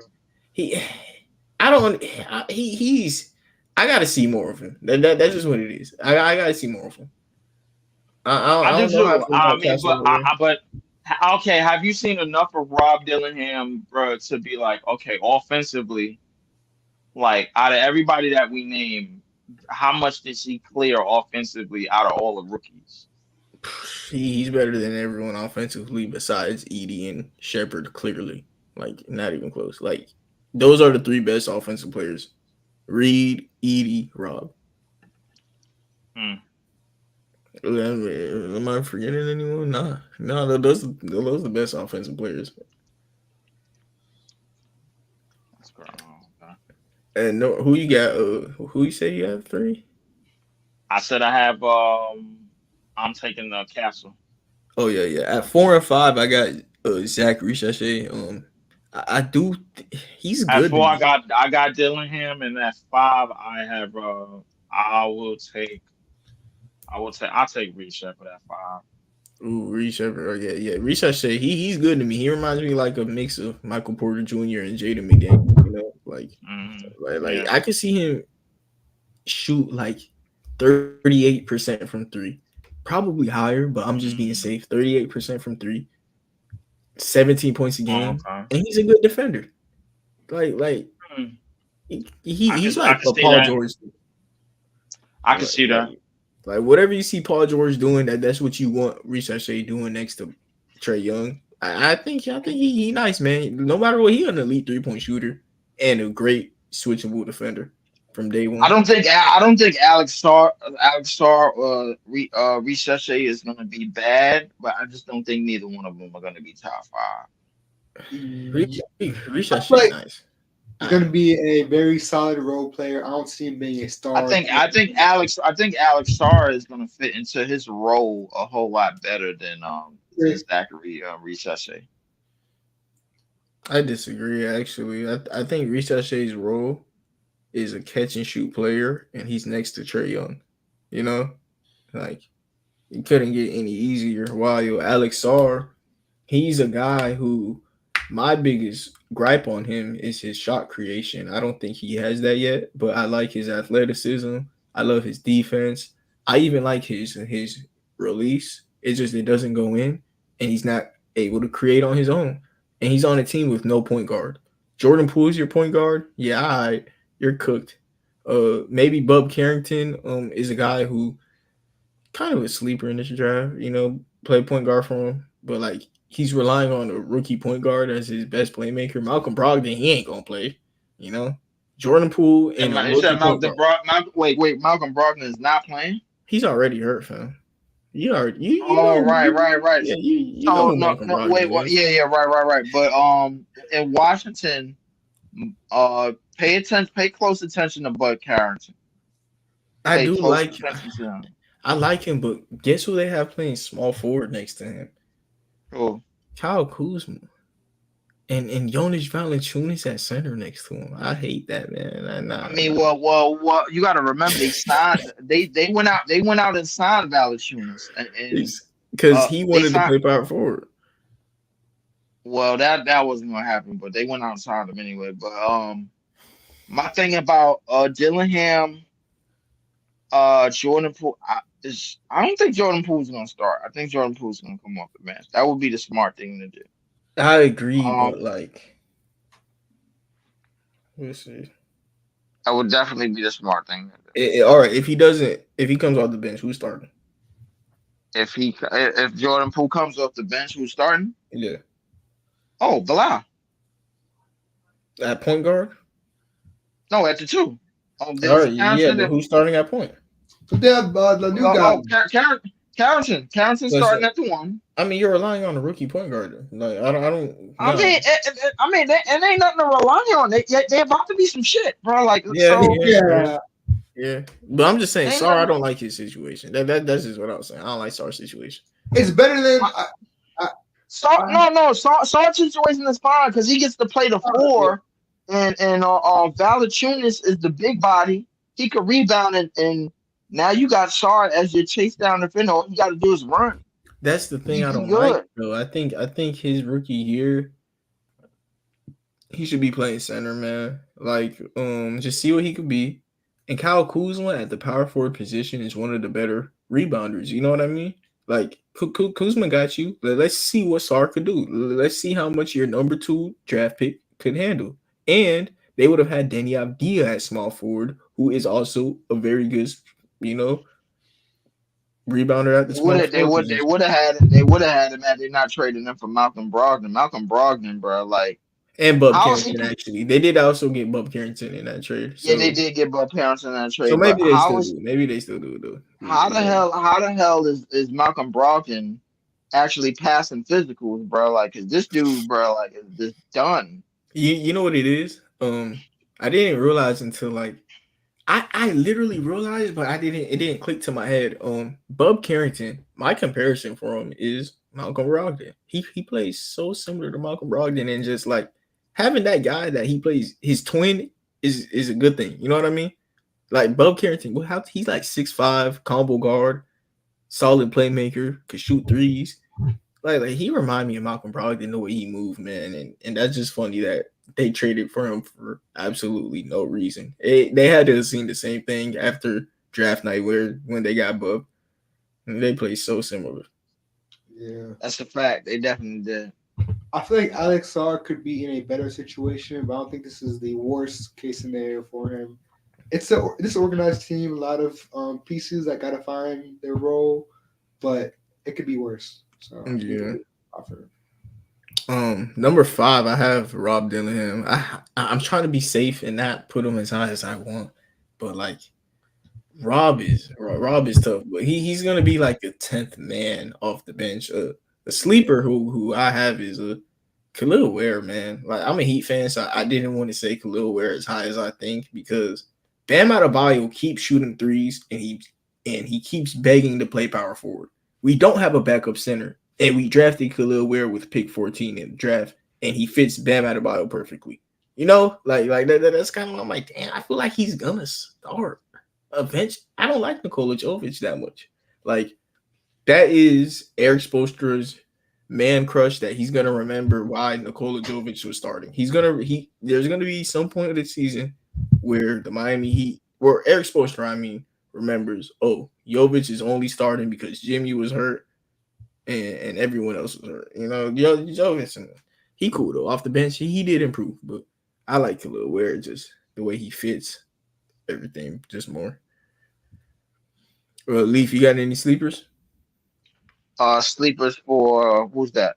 Like just sleepers in the draft, and not even necessarily to win Rookie of the Year, but like in 10 years, who are some players that people aren't that high on in the draft that you think could make an impact in the NBA? How about Dalton Connect? Ooh, yeah. How about Dalton Connect? Because I think that right now he's a part of a circus. Once the circus act is finally cleared up and they finally get somebody around his age group to play basketball with him, I think he could be okay. He could do some stuff. He could show to everybody like what he can do on the basketball court a little lot more. So I'm looking forward to seeing. Yeah, that's probably one of my biggest sleepers, if not my biggest. But who's the Lakers starting 3? Rui Hachimura. Yeah, Rui Hachimura. Let me look it up. Or LeBron James, Rui Hachimura, whichever one you want to. Yeah. He could get minutes. Dalton Connect. He is playing behind LeBron and Rui Hachimura. So I mean, he does don't listen to ESPN. Dalton Connect is a shooting guard and a shooting guard only. Like I think him and Austin Reeves are twins. You know, like him and Austin. Like if anything, Dalton Connect's might. Is Dalton Connect a better 3-point shooter than Austin Reeves? Maybe. Yes, playing in the league. Yeah, I'm not gonna. Yeah. That's why I don't want to say that. But like, you got to remember who their coach is. Their coach is a top 20 3-point shooter of all time. He has so many plays that he's ran in his life, and he's gonna implement those plays to a Dalton Connect. Like, like at least Dalton Connect is in the ideal situation. He got LeBron James passing to him, Anthony Davis defending next to him, setting him screens. You got D'Lo and Bronny. Yeah, Bronny, you're crazy. With JJ Redick, one of the greatest 3-point shooters of all time, setting him off ball plays. Now, Dalton Connect, if he's a good shooter, he'll be shooting day one. Because like they kind of need that on that team, man. And he was an older draft pick. You know what I mean? How old is he? He's 23 years old. Yeah, he better come day one shooting. What? Yeah, no. 23. Yeah. I mean, he could play small forward a little bit, but like he's an ideal shooting guard, man. Next award we got is Defensive Player of the Year. Finally a pick where I can feel confident and say this. I got Bam Adebayo winning Defensive Player of the Year. This is my first time since we've done the pod. I got him winning this award. I think it's crazy and it's sad that I've always told myself this. Bam Adebayo not going to win Defensive Player of the Year until he becomes a better offensive player. That's just what it is. And like people just don't watch the Heat, and the Miami Heat are usually in the play-in race. This year, Pat Riley mad. This year, we got a big man in Khalil Ware who's going to be playing behind Bam, and I think Bam is going to be playing a lot of power forward this year, the most in a long time. And when Bam is playing power forward, he jumps. And Bam Adebayo is like one of the most disciplined defenders in the league, especially when he knows he's the anchor. So like the fact that he's going to be playing power forward now, I've been seeing him go for blocks. I'm like, whoa. The league don't even realize how much of a problem that's about to be. Bam could start jumping. All right. Who you got at number one, Larry? DPOY.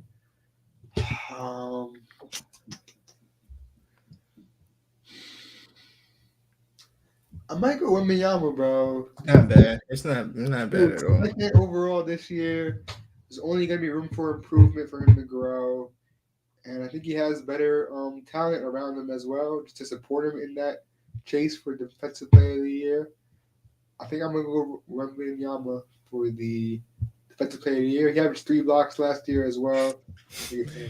Yeah, not a bad pick at all, man. He averaged 3 blocks, and he didn't even pick it up until the back end of the season. The reason I kind of fell on him is I don't see the Spurs being a top defense, but they could be. Castle is a good defender, and Chris Paul is such a good playmaker that he's going to help out their defense just because they're going to be turning over the ball less, Yeah. But I can see that. Who you got, Leaf? Leaf Digger, you got anybody winning Defensive Player of the Year, or should we talk about how I got Rudy Gobert at number 2? Because the Timberwolves, they might just be the best defense in the NBA, But the thing is, does that matter? Do they really want to give Rudy Gobert another one, bro? He might just get voter fatigued, Yeah, that's true. That's probably what's going to happen. Yeah. Who you got winning, Leaf? Out of what? Defensive Player of the Year. Defensive Player of the Year. Damn. Wait, how many Defensive Player of the Years does Rudy Gobert have? Maybe 4, bro. Nah, he can't get 5. I'm sorry. He can't have 5, bro. Half a decade, bro. It's literally half a decade. Nah, he can't have 5, bro. They gotta give Bam it at some point. Shit, bro. Rudy Gobert having 5, like It's half a decade, bro. That's crazy. Nah. He gotta have. Let's see how many he got. I'm gonna double check if I'm right, bro. Defensive. He has 4, bro. He has 4. Oh my god, bro. He has 4, bro. And the crazy thing about it, I think he's a 3-time All-Star. He is. He's a 3-time All-Star? Let me check real quick. I think I saw that. I just saw that. One second. Because if he had more defensive yes. More defensive player of the year. He had 4 All-NBAs as well. More All-NBA and defensive player of the years than All-Stars is like hilarious. Yeah. Number 3, I got Jaren Jackson Jr. We talked about it, bro. Zach Edey is just that impactful. He's so impactful that he's gonna make Jaren Jackson better. Just because he's gonna put Jaren Jackson in the right position, and Jaren Jackson at power forward is a menace. Okay. With those two in the front court together, is the better defender going to be Jaren Jackson Jr. or is it going to be Zach Edey though? Jaren Jackson. Okay, did you say Jaren Jackson or Zach Edey for the? Jaren Jackson. Oh, I thought you said Zach Edey. No, I'm just saying Zach Edey's going to help him so much because he just puts him in the right places on the court. You know. I agree. Yeah, and Jaren Jackson, he's an outstanding defender. When you ask him to be a help blindside defender and just do that, and you're gonna ask Edey to finish off the possessions and grab the rebounds, you're gonna ask Edey to be Brook Lopez defensively, and Jaren Jackson to be Giannis. Yeah. Number 4, I got Victor. Like the talent wise, he's so good, but like that team defensively. They could finish higher than I think they could. I got Chet around there, to be honest. He's still that guy. Especially he's going to be able to roam now, kind of like Jaren Jackson and Edey now. So I think that's going to be very different Chet to see. He can probably make a leap on the defensive end of the ball. Number 5, I got Chet Holmgren. I agree. Chet was not a bad idea, actually. Yeah, Chet is nice, especially next to Hartenstein. And that Thunder team, it's a top 5 defense lock. Like they're gonna finish in the top 5. We got Shea, Dort, Jalen, Chet, and Alex. Yeah, that's pretty. Jason, Caruso. Oh yeah, bro. The only non-elite defender on that team is the shooter. What's his buddy name? Isaiah Joe. I think Aaron Wiggins is an underrated defender, bro. The whole team. Really, bro. Shea might be the worst defender on that team, bro. Joe. It's probably Joe. Yeah, besides Isaiah Joe. Yeah. And Shea's like great on defense, bro. Like that shit is crazy, man. That Thunder team is sick, bro. That's kind of why I have Chet number 5 though, because like he has so much defensive help. Like, come on, man. For rookie of the year, I had a couple sleepers I didn't mention. I fuck with Johnny Furphy. Fuck with Tyler Kolek. I love Tyler Kolek. Tyler Kolek, my favorite one on the Knicks, man.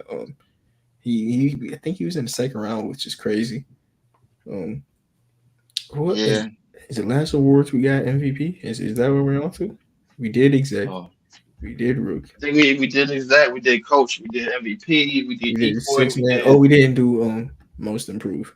So most improved did an MVP. Most improved. I'm gonna be biased. I'm gonna be biased as hell. I'm going with Cam Thomas. Bro, Cam Thomas is a great pick, man. Great pick, bro. Like I got him number 7 just because actually I put him higher than that, but like I got him number 1 because I can't think of nobody else right now. That's why. Cam Thomas, he could improve drastically as a passer. You know, if he averages 5 assists a game, that's drastic. Because if he averages 5 assists, well, he averaged 22 last year, 26 and 5. That's crazy. Yeah. If on this year he can do 24, 5 and 3, that will give him MIP for sure. If he gets to 5 to 6 assists and he's scoring 4 more points, he's MIP. Yeah. Hold on. Yeah. Because let me go get this phone. Yeah. I continue. Hold on. Yeah, but Cam Thomas, he's a great pick. Larry, who you got winning most improved player? Yeah, Cam Thomas is a pretty solid name. I'm going to be honest with you. Tyus Jones. It's probably I love that pick, Larry, because I told Elijah that, and he told me that's crazy. But at the same time, it's like he also like was entertaining the conversation. I'm happy you said that, bro. it's probably Tyus Jones, to be honest, bro. It's probably Cam Thomas. He just has so much opportunity now. The ball is his. I think it's going to be Cam Thomas, to be honest with you. But Tyus Jones is a pretty nice candidate as well. Yeah, I'm happy you said that because he's a tough name to like, but I'm happy you said it, not me. My guy who I got winning, bro, there's one guy in Emmanuel Quickly who I really like for this award. Emmanuel Quickly on the Raptors. Okay, I see it. He fits so nice next to Scotty Barnes, and like if he could be the Tyrese Maxey, the guy who was off the bench and took a lesser role next to James Harden. Now he's a lead playmaker, and yeah, he just has a year where after they trade OG and Pascal, he has so many touches, and IQ is nice. IQ nice, bro. The next three people, they're all tied, all have the same name. I'd Jalen. probably give next up for me. I'd probably go unpopular opinion, Josh Giddey. Okay, my next three, and it's tied with Josh Giddey. Yeah, my next three people, their names are Jalen. I have Jalen Williams, who I think Jalen Williams, he averaged 19 this year. If Jalen Williams, he could be a guy that goes up to 25 points per game because I don't think he can do that, bro. They got Chet there, they got Shea there, they have Alex Crusoe there now. I don't know if he's gonna have that many opportunities to get that many points. The thing is, though, they let go of Josh Giddey to give him the ball in his hands more. That's why they let go of Josh Giddey to give J-Dub more touches. And then J-Dub is going to be asked to do less on defense now because he's not going to. Josh Giddey is the power forward to me, but like it was Josh Giddey and Jalen Williams. Jalen Williams is not going to be asked to play small forward and shooting guard, which that's what he is. You know what I mean? Like he was playing out of position and had the ball in his hands less. That's fair. He's going to have more energy on offense to be even more efficient. J-Dub is I think he has like all-star potential this year, and in the most improved player award, I'm trying to find a player that could make an all-star leap. You know what I mean? Yeah. Emmanuel Quickly, I could see it, but Jalen Williams, I low-key want to put him at my number one. Nah, fuck it. Jalen Williams is my most improved player. I have Emmanuel Quickly number two. Jalen Williams could make an all-star game this year. Paul George out of the conference. You add DeMar DeRozan. I mean, if J-Dub is on the number one seed, averaging 24 to 25 points a game, I think he can make an all-star because of how good of a defender he is and how efficient of a player he is. Number three, I got Jalen Johnson. Jalen Johnson on the Hawks. Like, they let go of DeJounte Murray. He gonna get a lot of touches, man. And Trae Young, hopefully he's healthy for the season. And if Trae Young is out, I mean, this team's gonna probably pretty sad run through Jalen Johnson. You know what I mean? Like, yeah, that's tough. But I don't see him making an all-star game. And yeah, like I said, tied for fourth. I have Josh Giddey and Jalen Smith on the Chicago Bulls. Josh Giddey, elaborate on what you was going to say about him. I think he has a lot more opportunity with the ball in his hands. But just thinking about it, he does have a lot of other guys on that team now, to be honest. Might be in a worse situation, to be honest. Kobe White, Lonzo Ball, Ayo, Zach LaVine, Matas Willis got to get some play too. Might be in a worse situation, if I'm being completely honest. But we'll see how good these other players play off ball because there's a lot of combo guards on that team. Yeah. We kind of just got to wait and see how they mesh together. Yeah. Josh Giddey, I do like the pick, though, because I watched him in the preseason. I'm like, yo, he actually looked like an NBA player. Like the thing about Josh Giddey this year, we're gonna find out if he's an NBA player or not. Because he's on an expiring deal, and if he doesn't play good, no one's gonna want him. Legit. I'm surprised people wanted him in the first place. But the thing is, I think he's so bad that if he has a good year, he's the most improved. You know, because I think he's really bad. But like, I could see him having a good year.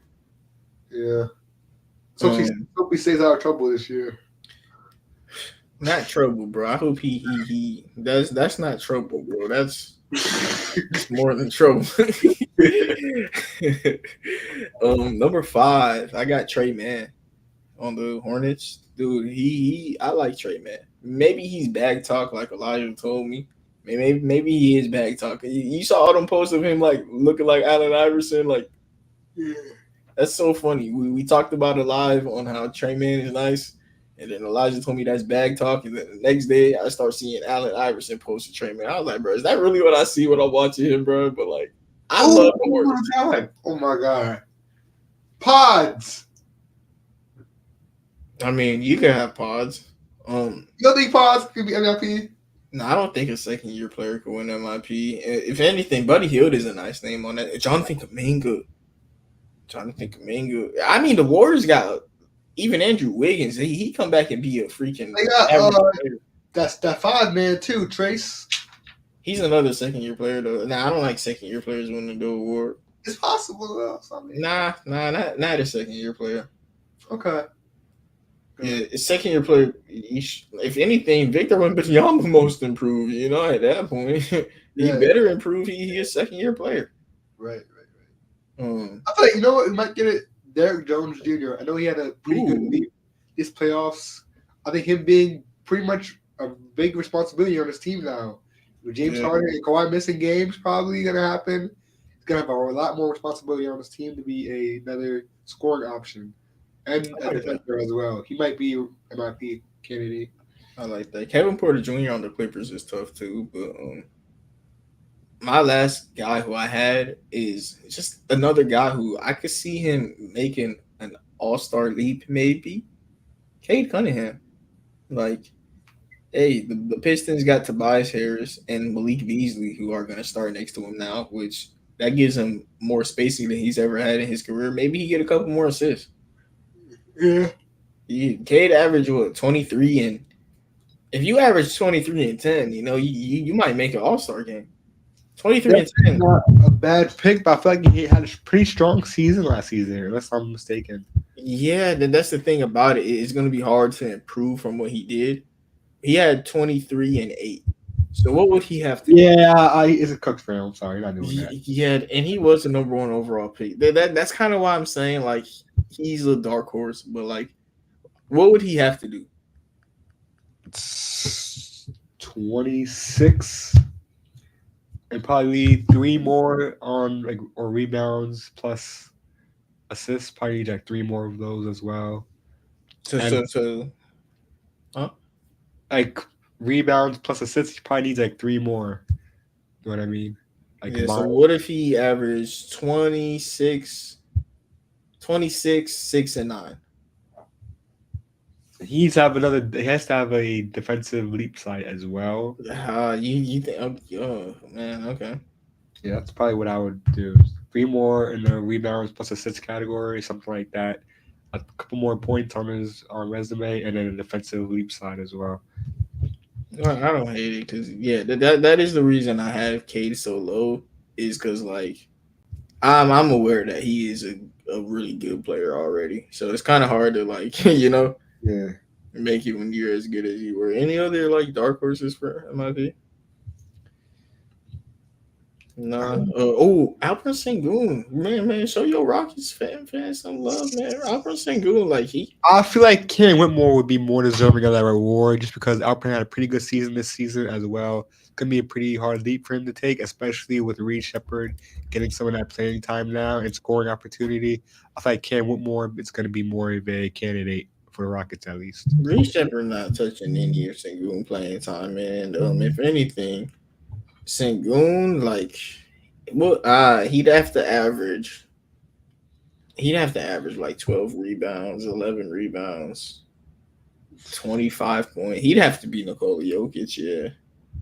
Yeah. But if he turns into Nikola Jokic, he can win.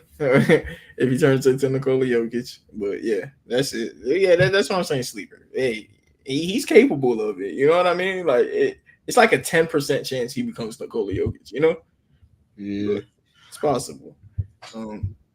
On to the end of the video, man. We on to the final award. We got MVP, and we're gonna do our top 15. This is gonna be our All NBA team predictions. Number one for MVP, I got Giannis Antetokounmpo. I think the Bucks are a team that a lot of us are like, we kind of lower on the Bucks right now. You know what I mean? And if the Bucks, like I think they're capable of, could be a top 2 seed. If anything, Giannis gonna crash out in the regular season. You know what I mean? If anything, like that's Giannis' kind of problem to me, is that he's such a good regular season performer and he plays with 100% energy, and he should wait until the playoffs a little bit. Like you see what Joel Embiid doing this year without not playing the back-to-backs.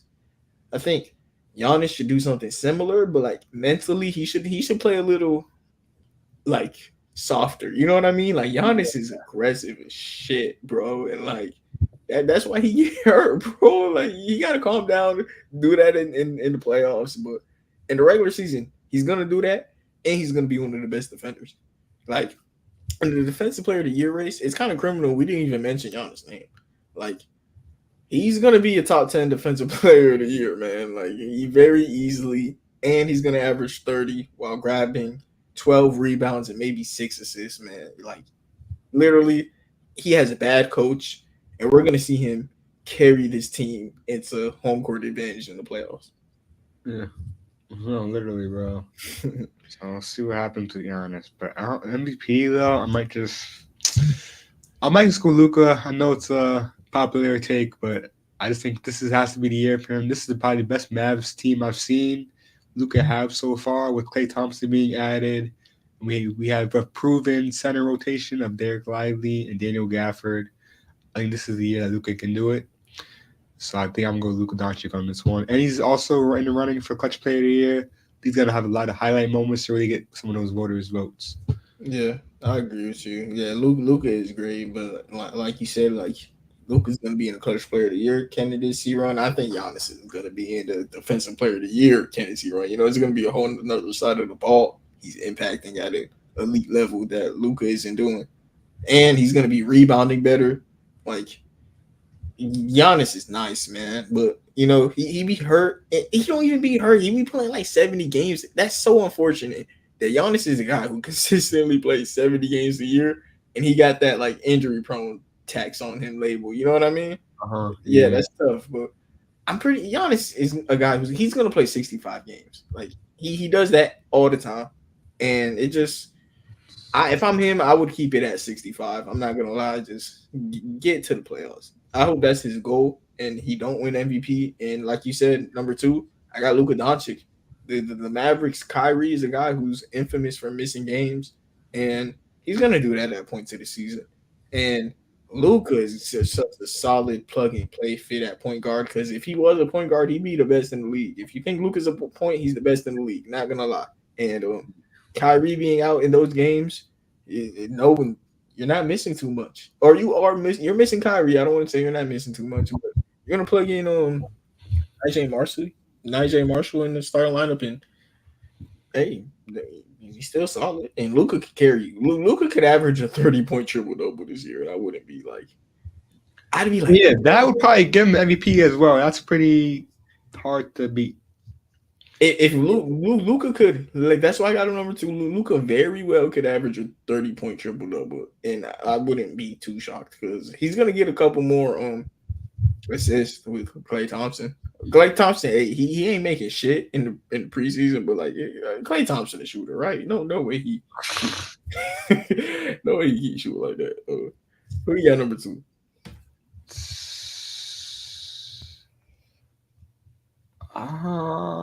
You know what?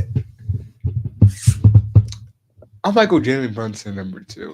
I think he has a very strong team this year. He has a lot of spacing. I think he's one of those guys that likes to drive, get to the hole, and make a shot right there. So I think he's gonna have a lot of opportunity with that, with Cat starting especially, and have a lot of defense around him as well. With Mikal Bridges being added, takes a lot of energy off of him to guard the team's best player on the best backcourt player. So I think that's gonna take a lot of energy off him and also give him a lot of more room to score. So I think he can really lead this team to a pretty nice seed as well if everyone stays healthy. So yeah, I'm gonna go Jalen Brunson for number 2. Yeah, I like that. I like that. My number three is Nikola Jokic, another team that the Nuggets. They're losing some pieces. Time to panic. Hey, last time I known, the last time I checked, Nikola Jokic the best player in the world, bro. I'm not totally panicking on this team, bro. But at the same time, I could see the fear. I'm not naive to it. KCP he's gone, but we saw Nikola Jokic and the Nuggets be a top team where MPJ, Jamal Murray were hurt, bro. They didn't have Aaron Gordon. They had legit the worst supporting cast in the league, and they were a mid team. Now they have a mid supporting cast. I think they'll be an I team. You know what I mean? And we'll see what they do as the season goes. But Nikola Jokic, I got him third. I think they're a top 6 team in the West still. And if they're anything higher than I think, Nikola Jokic, like that's a crazy season. But I think voter fatigue for him also. Unless like the only way Nikola Jokic could win is if like the Nuggets have like 5 more wins than everyone in the West. You know what I mean? Because like giving him 4 MVPs is crazy. Like 4 MVPs is ridiculous. He'd have to like stand out. Yeah. Who you got at 3? I might go Anthony Edwards. I think the additions of the bench are really going to propel him. Actually, no, I'm sorry. I take that back. We'll Shea first. Shea before Anthony Edwards. I Okay. think Shea's additions to his team going to keep him at that high seed that they were at last year. If Shea is still playing at that MVP caliber level like he did last year as well, I don't think there's any competition to really kick him out the race.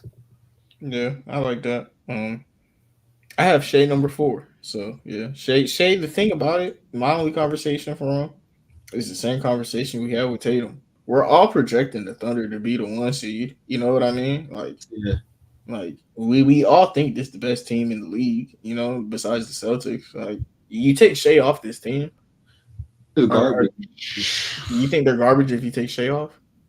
They're not making the playoffs without You Shea. you I plug think in. it's a very top heavy team, to be honest with you. I understand that Chet and Jalen Williams are fantastic, but without Shea, I'm just probably playing like ceiling, to be honest. You know what when we a hot take I have for the Thunder that I would love to see them do one day in the future, maybe as soon as this year, is start Case and Wallace. I think Case and Wallace is capable of being a starting point guard.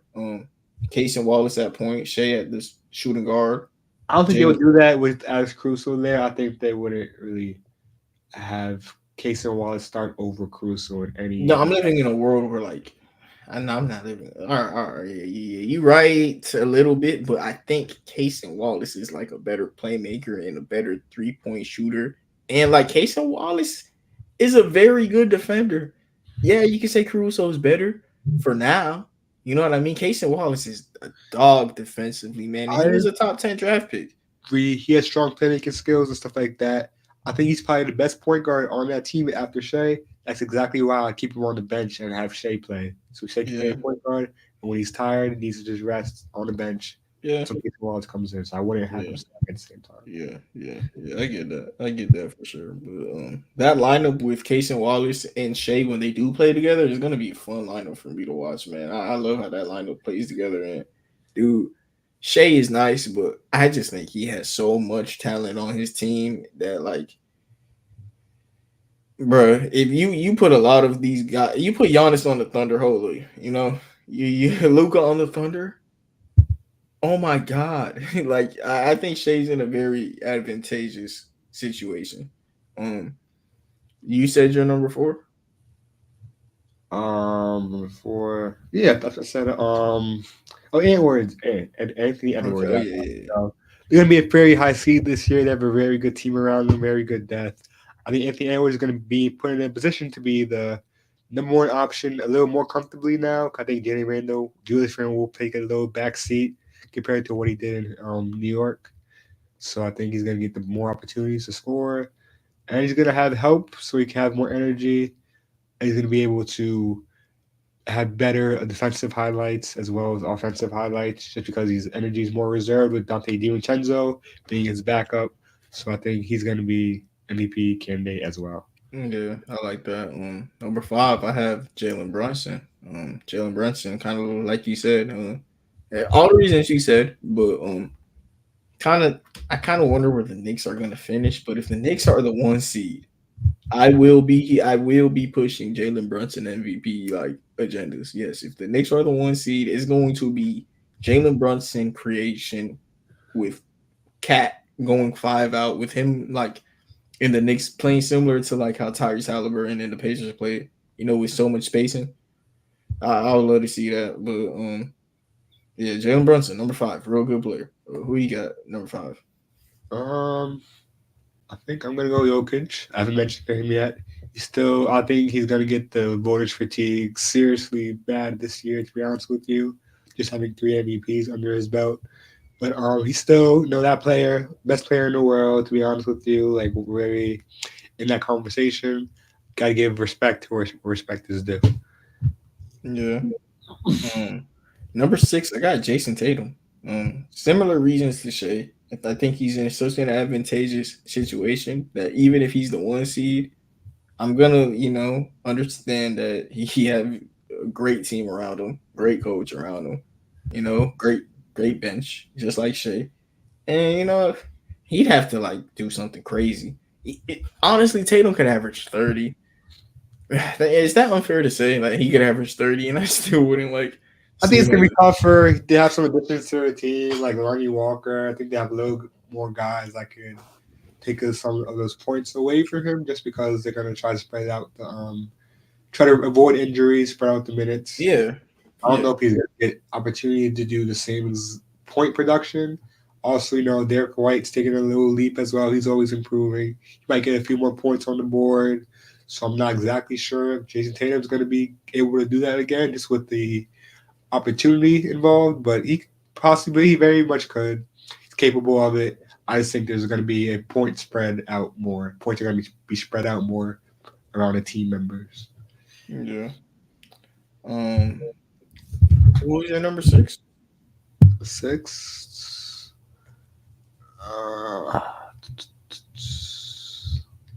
I'll probably go Tatum, honest with you. All right, so we both got Tatum like top of all NBA second team because number 6, that means he'd be top of all NBA second team. I have Donovan Mitchell number 7. Last year, Donovan Mitchell was like second team all NBA until like he missed the game threshold, bro. Donovan Mitchell was going blur. Not a bad take at all. I do think they're going to be on a lower seed. I mean, it's going to be a good seed, but I feel like Booker, as far as shooting guards go, Ooh.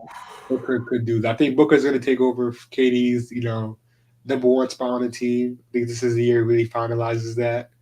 It's going to be a higher seed with the additions they made with Tyus Jones, getting a new coach and Mike Budenholzer. Monte Morris is there. Playmaking has improved significantly, as well as the center depth with adding Mason Plumlee and having a lot of defensive forwards at the moment as well.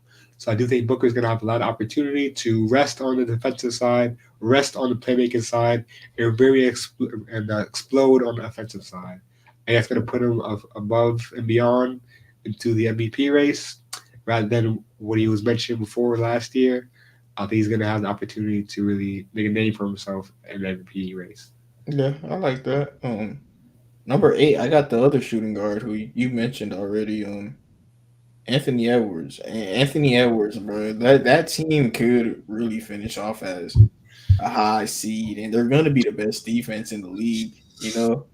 Like he's going to be asked to be more of a shooting guard this year, also. Which, hey, he could mess around and average more points, even though they got more like players on the team, just because the players they got are playmakers.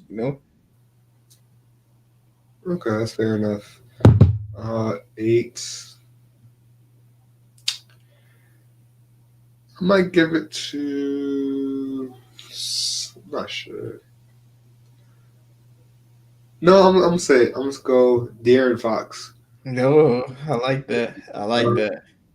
They have an addition to their team, a big addition, DeMar DeRozan, because he has a lot of help now on the offensive side of the ball.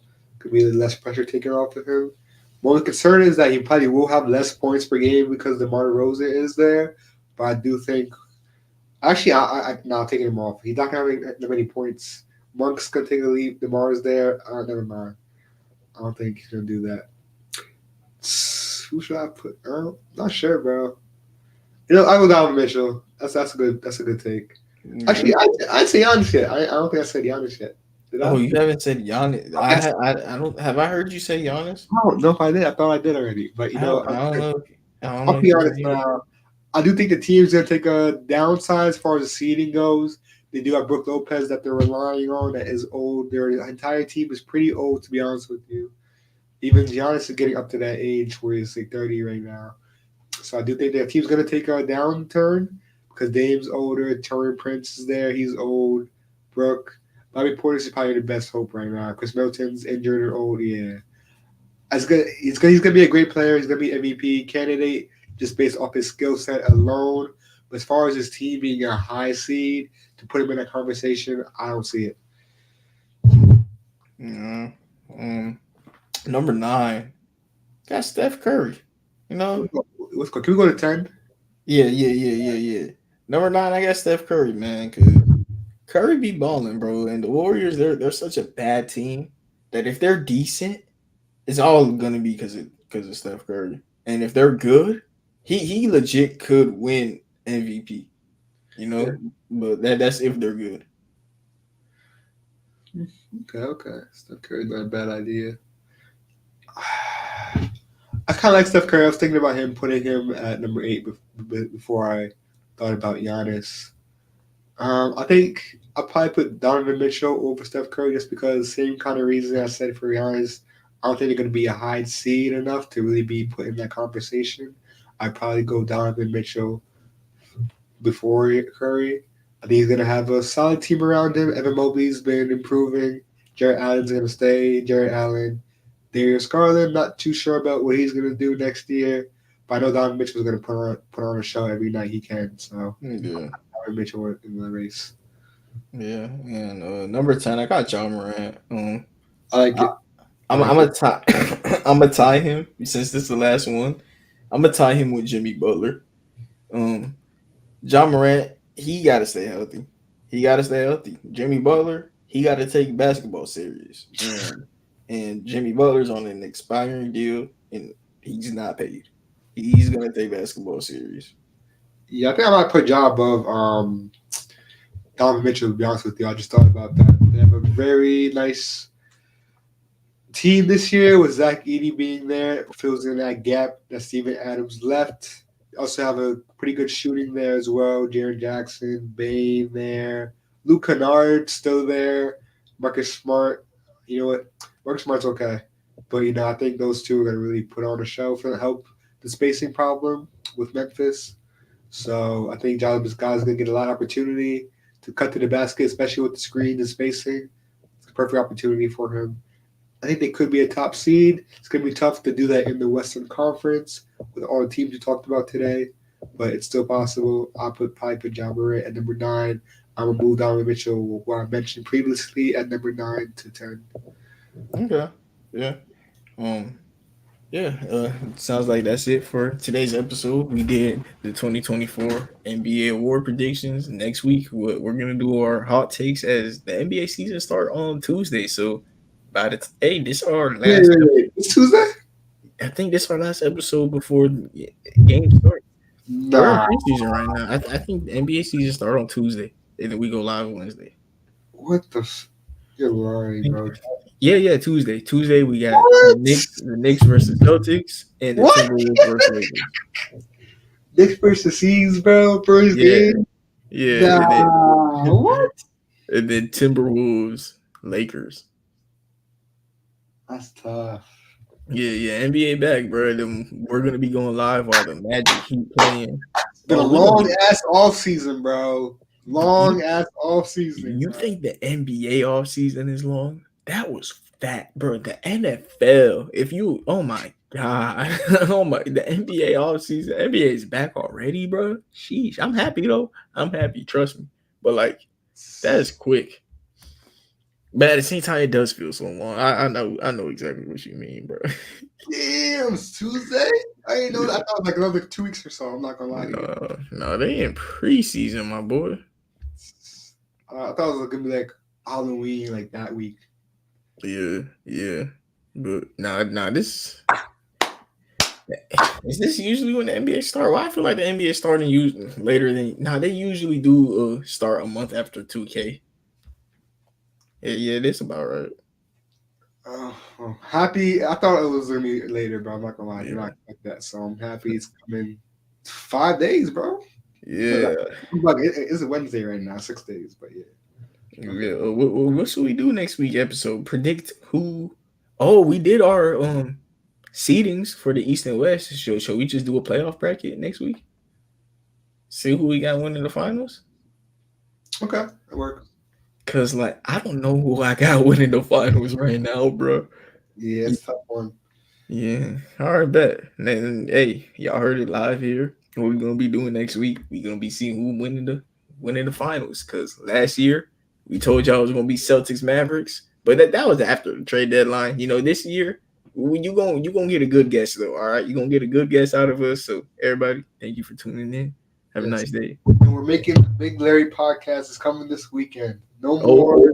Yes, sir. No more excuses. No more schoolwork. Get in the way. Be on top of it now. So come in this weekend. Have the Big Larry podcast. We're gonna start an LLC with the score as well. What we talking about? First episode. Clippers are screwed. That's Yep. the first video coming out, bro. Yep. Clippers are screwed. James Harden, he's gonna be asked to cook, and that's crazy. He could average 20 and 10. I'm not gonna lie. I don't think that's a recipe for anything. Yeah, I don't think so either. That's the thing. Yeah. See y'all this weekend. Sir. Yes, sir. Big Larry podcast. Shout out to Larry. Thank you, everybody, for tuning in to another episode of The Score Show. This is episode 164. That is a crazy number. But, yeah, thank you, everybody, for tuning in. And have a nice day. And God bless.